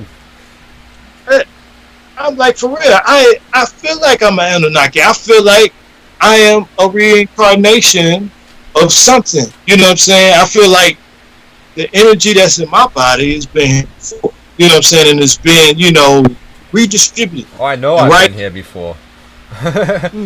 Oh, yeah. Yeah, but I definitely, you know, think the story goes back from Enki and the Little. I think it's definitely a magical story, and I think that's one of the most original stories. I mean, when you look at something that goes back 5,000 years, that predates everything, you know what I'm saying? So that might be one of the true stories. That might be the real, you know, the actual way things went down, or the first records kept as far as what, you know, went down, you know, whether you want to call it the Bible, the Nephilim, whatever, you know, whatever source, yeah, whatever source you want to use to try to explain that story, something came down for some reason, you know, whether they needed gold for their atmosphere, or whether they needed, you know, something, you know, And like I said, you know, none of us can sit back in front and act like we know them personally. You know what I'm saying? You know, but at the end of the day, you can't channel energy. I feel like with the song Anunnaki, that was truly channeled to some degree. That was almost given to me. You know what I'm saying? From and I didn't write that physically.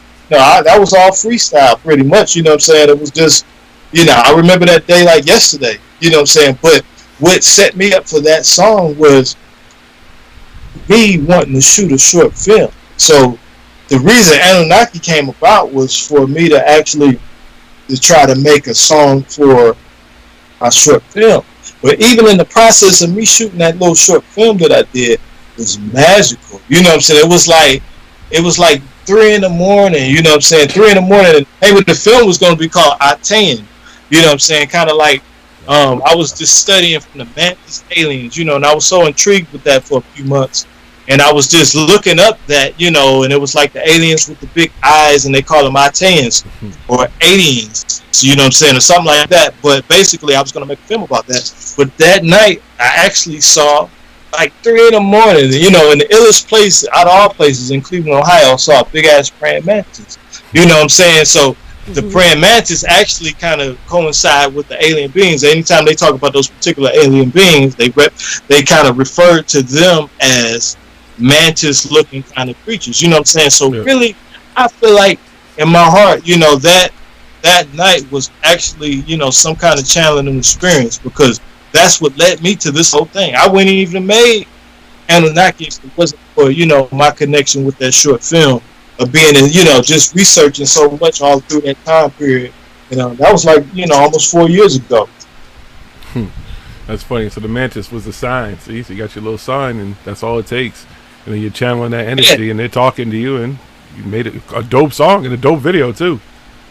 Thank you, man. It just came together, man. You know, I remember that day like yesterday. You know, I was still in the zone, man. I wasn't even completely broke, you know what I'm saying, to the point where I was, you know, vegan or, you know what I'm saying, not eating. Like, but my wife was in there. She was making fried chicken, and I sat in here and channeled that shit. Like, it just came out of nowhere, and it was just like a song that I heard before the actual lyrics were created. You know what I'm saying? So I actually heard the song, and that's the illest part about it. You know, as a rapper, when you come across a beat, you know that this is going to be that song. You know what I'm saying? Or you know, not that this song is going to be popular or anything, but you know what the creation is going to be. You know, and it's actually manifested to create. And that song I wouldn't be nothing, you know, or I wouldn't be here without that song. That song actually, you know, helped me, you know what I'm saying, in so many ways that I almost feel like the Anunnaki gave me that song, you know, to make it up, you know, in some degree. You got hooked up from the ancestors. See, maybe they are your ancestors. Although, yeah, I always wondered too. But even like their story, like who was here before them? Like, because again, it's always the thing. Like, that's the question. If they created us, who created them? I mean, it's always that question. You know, it's always going to go on forever. It's like an infinite question, and people. I feel like. Go ahead. Yeah, quick thing. I ain't mean to cut you off, but the one quick thing, I feel like whoever the creator is so masterful that. It's created a world that only go outwards. You know what I'm saying? So it's like you can never see the creator. You know what I'm saying? Imagine a world that just go outward. You know what I'm saying? It's like somebody being in one place and be like, you know what? The whole universe and the history of time will go this way. You know what I'm saying? So until you can actually go back in time, you know, that's like the most safest place to be, like for somebody who don't have time, you know what I'm saying, to give everybody else time and say, you know what, I'm going to create this. You know, the mystery is beyond, you know, imagination. You know, it's beyond Anunnaki. It's beyond when we think of something like that, it's beyond our imaginations. We are the ants trying to fathom the satellite. we can't fathom. Yeah, everything we look down upon and stuff like that. Again, it seems so small and insignificant to us, but we're it's the same thing. We're in the same place. We know it. We claim to know some of what's out there. We claim to have this idea in science and magic and all this shit, but in reality, we really don't know what's out there.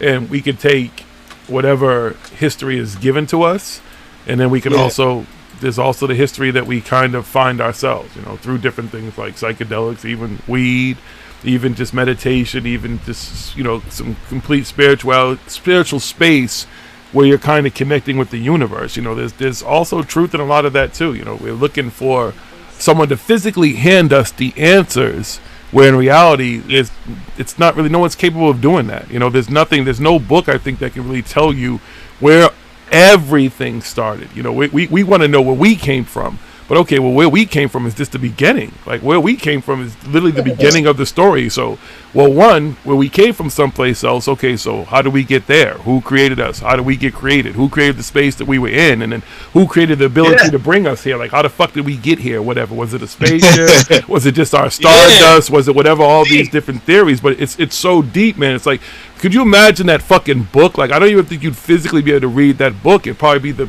biggest, longest novel. I guess that's probably why life is the way it is. You know, you're writing your own version of that novel. You know, that's what your life is. Still, we're so busy trying to figure out where the fuck we came from and who created us, but we're not even looking at the obvious, that we're here and that we're having this experience. And people are so worried about death, they're just not living. They're living life.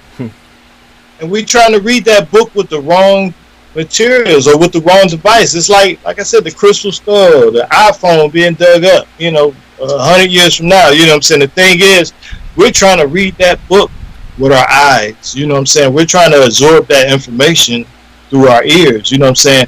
That information has to be from a whole nother sense. You know what I'm saying? So words and definitions, you know what I'm saying, it's all cool for the sake of reference. You know what I'm saying? But to say the Anunnaki, a lot of times, you know, these are terms that have been passed down through the game of telephone. You know what I'm saying? So the original speech, the original saying, and the most deeper thing is this. You know what I'm saying? When you look into the subconscious mind and your soul and the Akashic records, it's beyond books. It's beyond flesh. So, you know, you got all these people, you know, talking white or black or this or that. You know what I'm saying? We probably been all things, you know what I'm saying? We probably been all, you know what I'm saying, on this quest, you know, from lizard to amphibian to mammal to man, woman, you know what I'm saying? You probably been all things on this quest, you know what I'm saying, to understand what this quest is, you know what I'm saying? So when you get past that, what are books? The books mean nothing. Exactly. You know what I'm saying? the books mean nothing when you're dealing with the fifth and fourth dimension, and you're dealing with souls. You know what I'm saying? Yeah. Books don't, no books in the fourth dimension. You gotta do psychedelics. You gotta take some mushrooms, or you gotta do some DMT. Blast off. DMT is just a really short mushroom trip. It's like a 10-15 minute experience.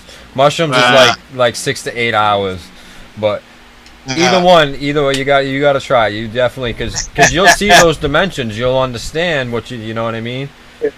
You can see that stuff because somebody mentioned it in the chat and stuff, and you can see that stuff, and you can see those ways through meditation and stuff, because your lungs produce DMT. So if you're meditating and doing the right breath work and stuff, you'll actually start to produce enough DMT, and you'll start to visualize that stuff. That's why when on meditation you can have some crazy visual experiences and stuff like that, because your lungs start to produce the DMT, especially if you're in sync with the right breathing patterns and stuff like that. So we naturally produce this stuff. They naturally do it when you dream at night and everything. So wow, that's deep, man. That's deep, though, man. I mean, you would definitely like them. That's the next level of travel. You know what I'm saying? You know, it's just you know, definitely got to be cautious. You know what I'm saying? Because you know, some worlds are so beautiful. You know, you'll realize this world is not worth coming back to. You know what I'm saying? So you got to be. You know, we got to be responsible on all levels. No, you come back. I mean, you do come back. You're coming back. You're coming back. You know, it's not a one-way trip. You might not want to come back to this world, come back. but you come back. But when you come back, it's you see this world completely different than you did before. Sure. And there's no way of unseeing it and stuff like that. And you really see the connections that we're talking about. You really understand the connections. You're able to see how each little atom literally makes up everything. That's deep, though, man. That's And I mean, it's amazing to talk to someone who's been there. You know what I'm saying? And those are the real books, man. You know what I'm saying? You know, get all the jargon and this and that. You know what I'm saying? Because to me, you know, I'd rather absorb things through pictures, through real words, from people that been there. You know what I'm saying? So you've been somewhere I haven't been. You know what I'm saying? And seen some things I haven't seen. So, The closest, you know, to get. Yeah, man, that's amazing. Way to get some of what the visuals are is, you know, Alex Gray, right? The artist Alex Gray. He does all the work. Everybody posted on all their conscious posts and everything. That, I know the name, yeah. That's artwork. That's stuff that he's seen on psychedelics, and he's actually able to paint it. And he's one of the few people that can actually paint it the way it actually as close. That's the closest that you can get to seeing what it is without taking it. But it's so much better. If you think that's amazing, seeing it just in artwork, like actually being in a place where you're seeing that physically and it's all moving around and stuff, is 100,000 times better than looking at his picture. Yes, it is. Yes, it is. Wow, that's amazing, man. That's amazing.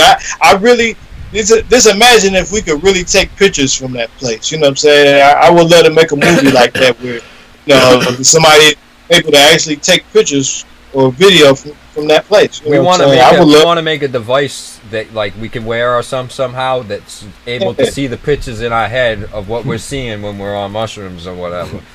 Man, we'll get the best photography we ever imagined. You know what I'm saying? Imagine photography from the eyes. You know what I'm saying? Wow. Yes, sir. So you'll give it a try one day. Just do some research. Keep doing your research on it and stuff, so you have understanding what it is and what it can do for you. You ever want to talk about it, man? I've been doing psychedelics for 20 years now. So, man, you know, maybe one, man, you know what I'm saying, for real, man. I'm such a chicken, man, when it comes to stuff like that, man. I be like, you know, but I think we all go there in certain ways, man. And like I said, you know, you might get there to a trip, but like my mind is there, man. You know what I'm saying? Like I know what you're saying. I go places all the time. My mind is all over. I astral project. I lucid dream. You know what I mean? But I meditate. I can meditate for like 2.5 hours. Sit there and be in some like crazy ass meditation, seeing some crazy visual stuff like that.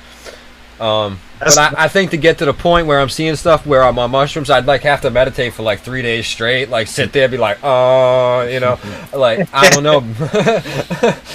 Hey, that's a superpower though, man. If you could do that, man, I mean that's the real evolution. You know what I'm saying? That's the real evolution, because I'm sure, you know, you got monks and people in certain places where people just think they chilling, man. They probably to master that to the point where they can do it at will and go anywhere at will. Do, man. They levitate. They do all kinds of shit. Yeah, that's what I'm saying. So like they probably had the iPhone back in, you know, the 30s. You know what I'm saying? Like, yo, we got apps. They got everything now. You know, they got apps for the mind. You know what I'm saying?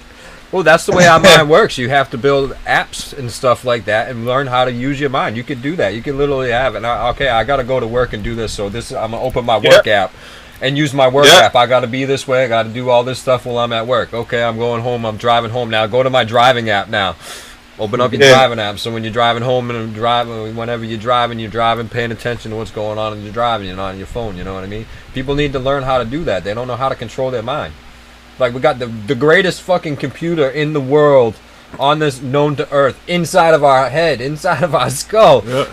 And we don't know how to use it. Most people don't know how to use it, don't know how to do anything with it. We're barely even scratching the surface of what we can do as human beings. Yeah, and some of the most amazing things are the simplest things. Some of the most amazing things is using that heart, man. And using that heart to help someone. Using that heart to you know, beyond just, you know, like power ain't just attaining power. You know what I'm saying? Sometimes power is using it in a way that you gotta use it. Yeah, that's the real power. Don't use it to gain more power and stuff. Exactly. You know what I'm saying? Because it's got to come to a point where you become humble and say, you know what? Okay, I know what I can do, but I'm happy with this. I'm happy with what I got. You know, and that's almost, you know, like. You gotta master that, and I think, you know, the more you get, the more power. And like just like in most cases, you know, when people get power, some people get so much power that, they become, detrimental to, anyone that's, beneath them, or anyone that's, seems beneath them, so it's a delicate balance, and I want power, and believe me, we all looking for it, we all trying to evolve, but at the end of the day, some of the more, some of the more simple things are the true magic, man. Just enjoy life and live life with a purpose, and at the end of the day, sleep good, treat people right, and I think that's the real superpower, man, because you see a lot of powerful people, all kind of X-Men out here doing all kind of stuff. Wall Street full of kind of all psychics that can get your money and do all kind of stuff, but some of the most magical people are those people who take time out to have patience for others and do things for others, and because I know people did things for me. I know I always been a busy person, and sometimes, but when people do things for you and the world do things for you, it make you look at things differently and make you say, hey, like, damn, they're displaying a power that, I have quite yet to master, and that's a whole nother way of mastering power, is to say, you know what, I'm not going to step on this little insect today, I'm going to walk around it, not just because it's cool, it's because I want to. Listen, people are so busy talking about exercise and demons and looking for physical demons in a sense of ghost or whatever, interdimensional, parallel, alien demons, whatever. They don't even realize the demons that are here on Earth that they deal with every day and stuff, who just don't have their best interest in heart.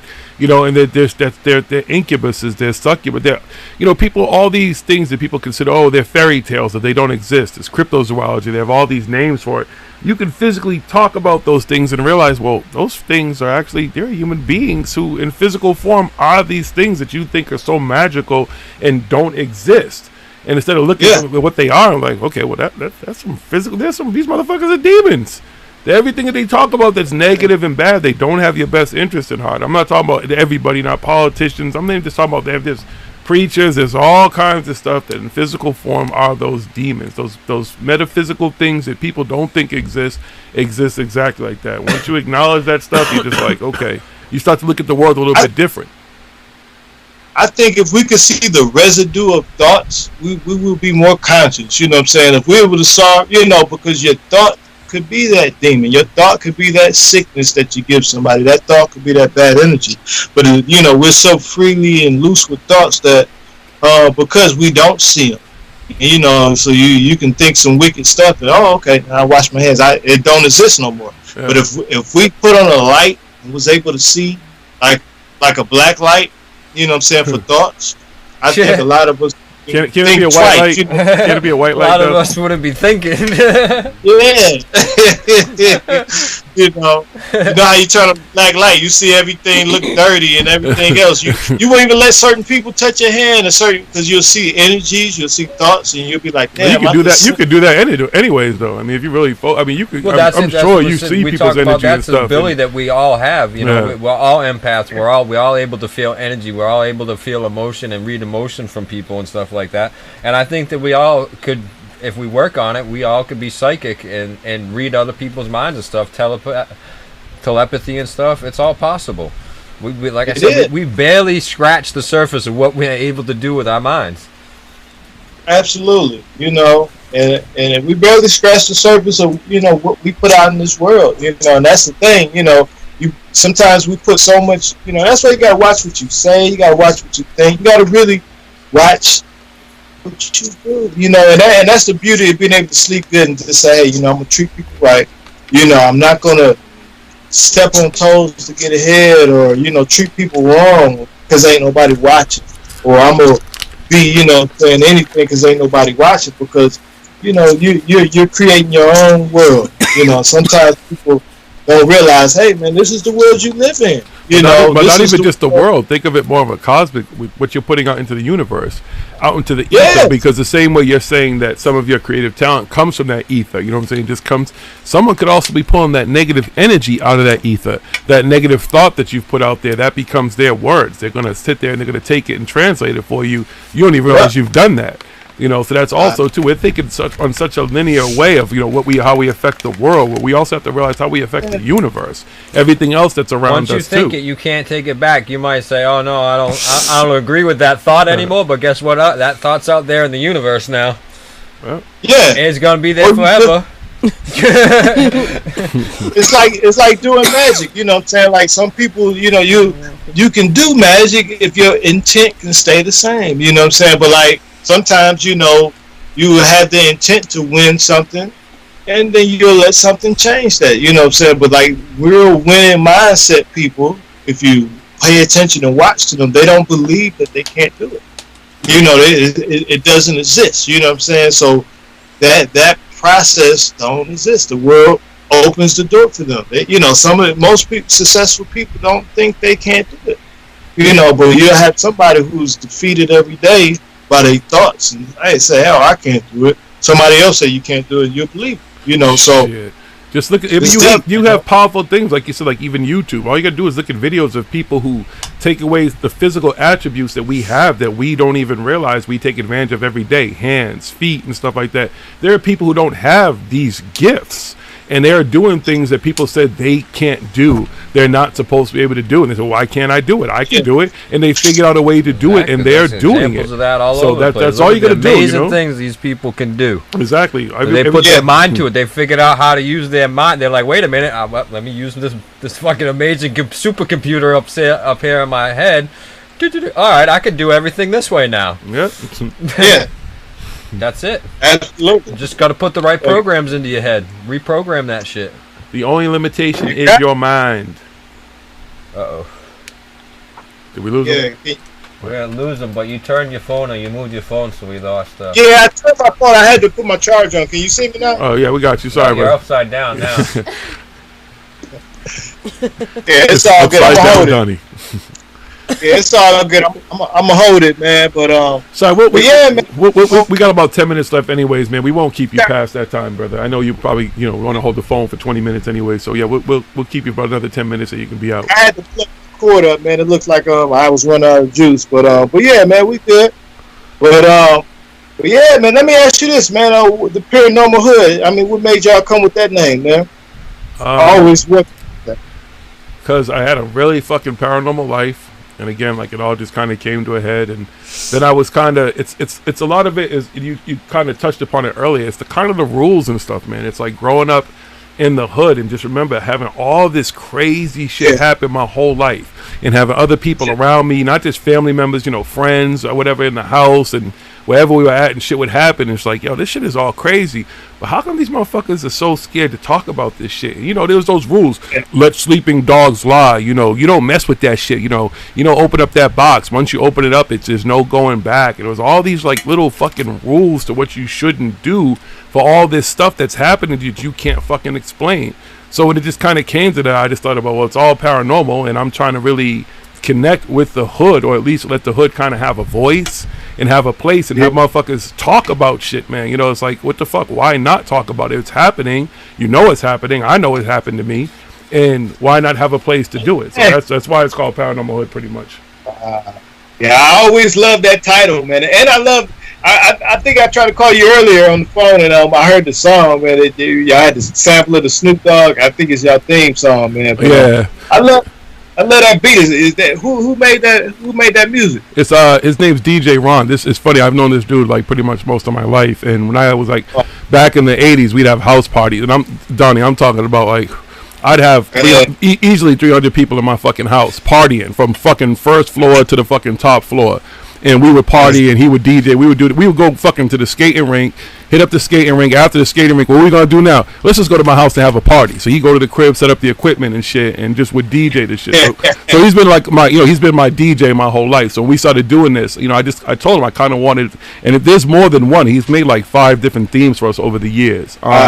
And I was just like, I wanted some creative shit, some new shit. A lot of the stuff he's just done off scratch too. But then you'll hear like Snoop Dogg samples, you'll hear samples of our voices, different things and stuff. So it was just, we wanted something that kind of, again, went along with the whole theme and the name of the show. You know what I'm saying? So he's made some dope things, man. Shout out to DJ Ron Blends, man. That's my man. Yeah, that's my shout out dude. to him, man. He killed that, man. I might have to put a verse on that one. Well, yeah, that's what I was thinking too, man. I'd like to try to maybe link y'all up, man. Maybe do something, man, like original just for us. Because, like I said, he's got. I'll send you the other ones he's made, but they're all dope, man. He goes in, and it really represents, who we are, And that was the thing too. Is like I wanted it. Somebody who said it to me, it was actually DMC. From Run DMC. I was talking to him at a comic book convention one day. Now, the irony is, back in the day, because all my work, I've bodyguarded everybody you can think of throughout the years. If they've come through here, like, some of the other states around here, I provided security for them. I've been different places in the world and stuff like that. So, my resume is pretty solid. But so we were having a conversation about what I'm doing now at Paranormal Hood, but he was talking about, how back in the day when I was on the road with them, I took them back to New York from Boston, and I wanted sneakers, but I wear I wear a 14 on one foot and a 15 on the other. So they didn't, back then especially, they wasn't making them big and tall sneakers and shit, so I kind of got played. But he kind of coined the phrase too. He was saying, when I think of like paranormal and like what you're doing at Paranormal Hood, like he's like, y'all are kind of hip hop. Because, all the experiences I've had and stuff like that and different things, this dude's been through a lot, you know what I'm saying? Losing Jay, you know what I'm saying? And just the things he's been through in his life. So he was saying that, it's kind of, it kind of mirrors hip hop to him. Like he sees a lot of hip hop in what we do. So it's cool, like, to have the theme songs and stuff. And even, like I said, we do love hip hop music. I love real hip hop music. I love music that the roots are where we came from, what was going on. It was about the struggle. It was about the everyday thing. And it still is that in a sense, but it's transcended. But within that, the way it's changed, I had to find a space in it that I'm comfortable in. I'm comfortable with what you're saying. And it's not just, again, about the beat, because there's some people who just make dope beats. They got some dope-ass beats, but the lyrics too, man. And it takes it back to that place in hip-hop where those lyrics that they were talking about made sense to me. Now, some of the stuff that you say, it doesn't necessarily make sense, but it does once I go and look it up. You see what I'm saying? Because you have to bridge the pieces. And that's the cool thing about it, too. And that's where you also see where hip-hop has changed, because it was simplistic in a sense. We were talking about what was going on in our life, but now these other things are part of our daily lives. It's all paranormal. People always say to me, well, what does Paranormal Hood have to do with ghosts? What does it have to do with other things other than ghosts? What does it have to do with, spirituality? This is all, this whole fucking world we live in. Everything around you is paranormal. How did somebody figure out how to put all this shit together? People talk about what they can't do. Just look around you. I want to know what's normal. What is normal? Exactly. What is normal? That's the whole thing. They've created a box and told us what normal is supposed to be, where time began, where we begin. And that's all exactly. That's paranormal in itself, because the way they explain the shit is fucking crazy. And you have to question how they keep explaining. And they keep coming up with other ways to explain where we came from, who we are, all this type of blah blah blah blah, all this semantics, all this shit over and over again. That shit is paranormal as fuck to me. You put any holy book in front of me, you read any scripture, you tell me all this shit. I'm 48 years old. I've been to all kinds of churches, Catholic school, and I wanted to be a Buddhist back in the day because I thought the chant was cool until they told me you can't kill bugs. And I wasn't at that point. I don't kill bugs anymore, but I wasn't at that point. I was ready. So all that shit, man, it's all the same shit over and over again. I'm so tired of fucking hearing it, man. I just listen, I'm sorry. I don't want. Here we are. Exactly. Here we are. It's just like. But I love the title, man. I think that's a perfect title, man. I just love the title, man. I love what you guys represent, man. And I definitely can't wait to come out there and chop it up with y'all, man. I might, make a trip out there, man. We'll do a live show right out there, with y'all, man, and come in the studio, man, and do our thing, man, for real. Hell yeah. Trust me, there's some people in the studio who tell you there's no experience like being here with us, man. It's just a cool. You're welcome in the God and the knowledge anytime. Anytime, brother. Yeah, absolutely. It's peace and love here. Again, man, it's just it's so dope just being able to talk to you. It was cool being mistook for you. You know, someone like, yo, you Donny Arcade. I'm like, nah, nothing wrong with being that brother. Absolutely, man. Because you know. Hey, man, that's love, man. That's, you know, it's a true compliment, man, and I appreciate it, man. You know what I'm saying? That's on both ends, man, like for real, man. And like I said, man, I appreciate y'all, man. Always support, man. You know, I support y'all, man. Anything y'all need a verse, y'all need a shout out, drop, whatever y'all need, man. I got y'all, man. And I appreciate y'all viewers, you know what I'm saying, you know, having me on y'all show. Much love to y'all, man. You know, I hope you know what I'm saying, we got a few things out there. You know, we'll do another one, man, to touch on some more topics, maybe break down some songs. And once again, new album is out there. We're touching on many topics, man, and it's coming just from a place from the heart, from my point of view, where I'm at right now. You know what I'm saying? And we got some hard-hitting topics on it. You know what I'm saying? Return of Enki by Donny Arcade is available on all platforms. Pantheon Elite Records, shout out to Bit Knowledge. Much love to Paranormal Hood. And, you know, I thank y'all for having me on the show.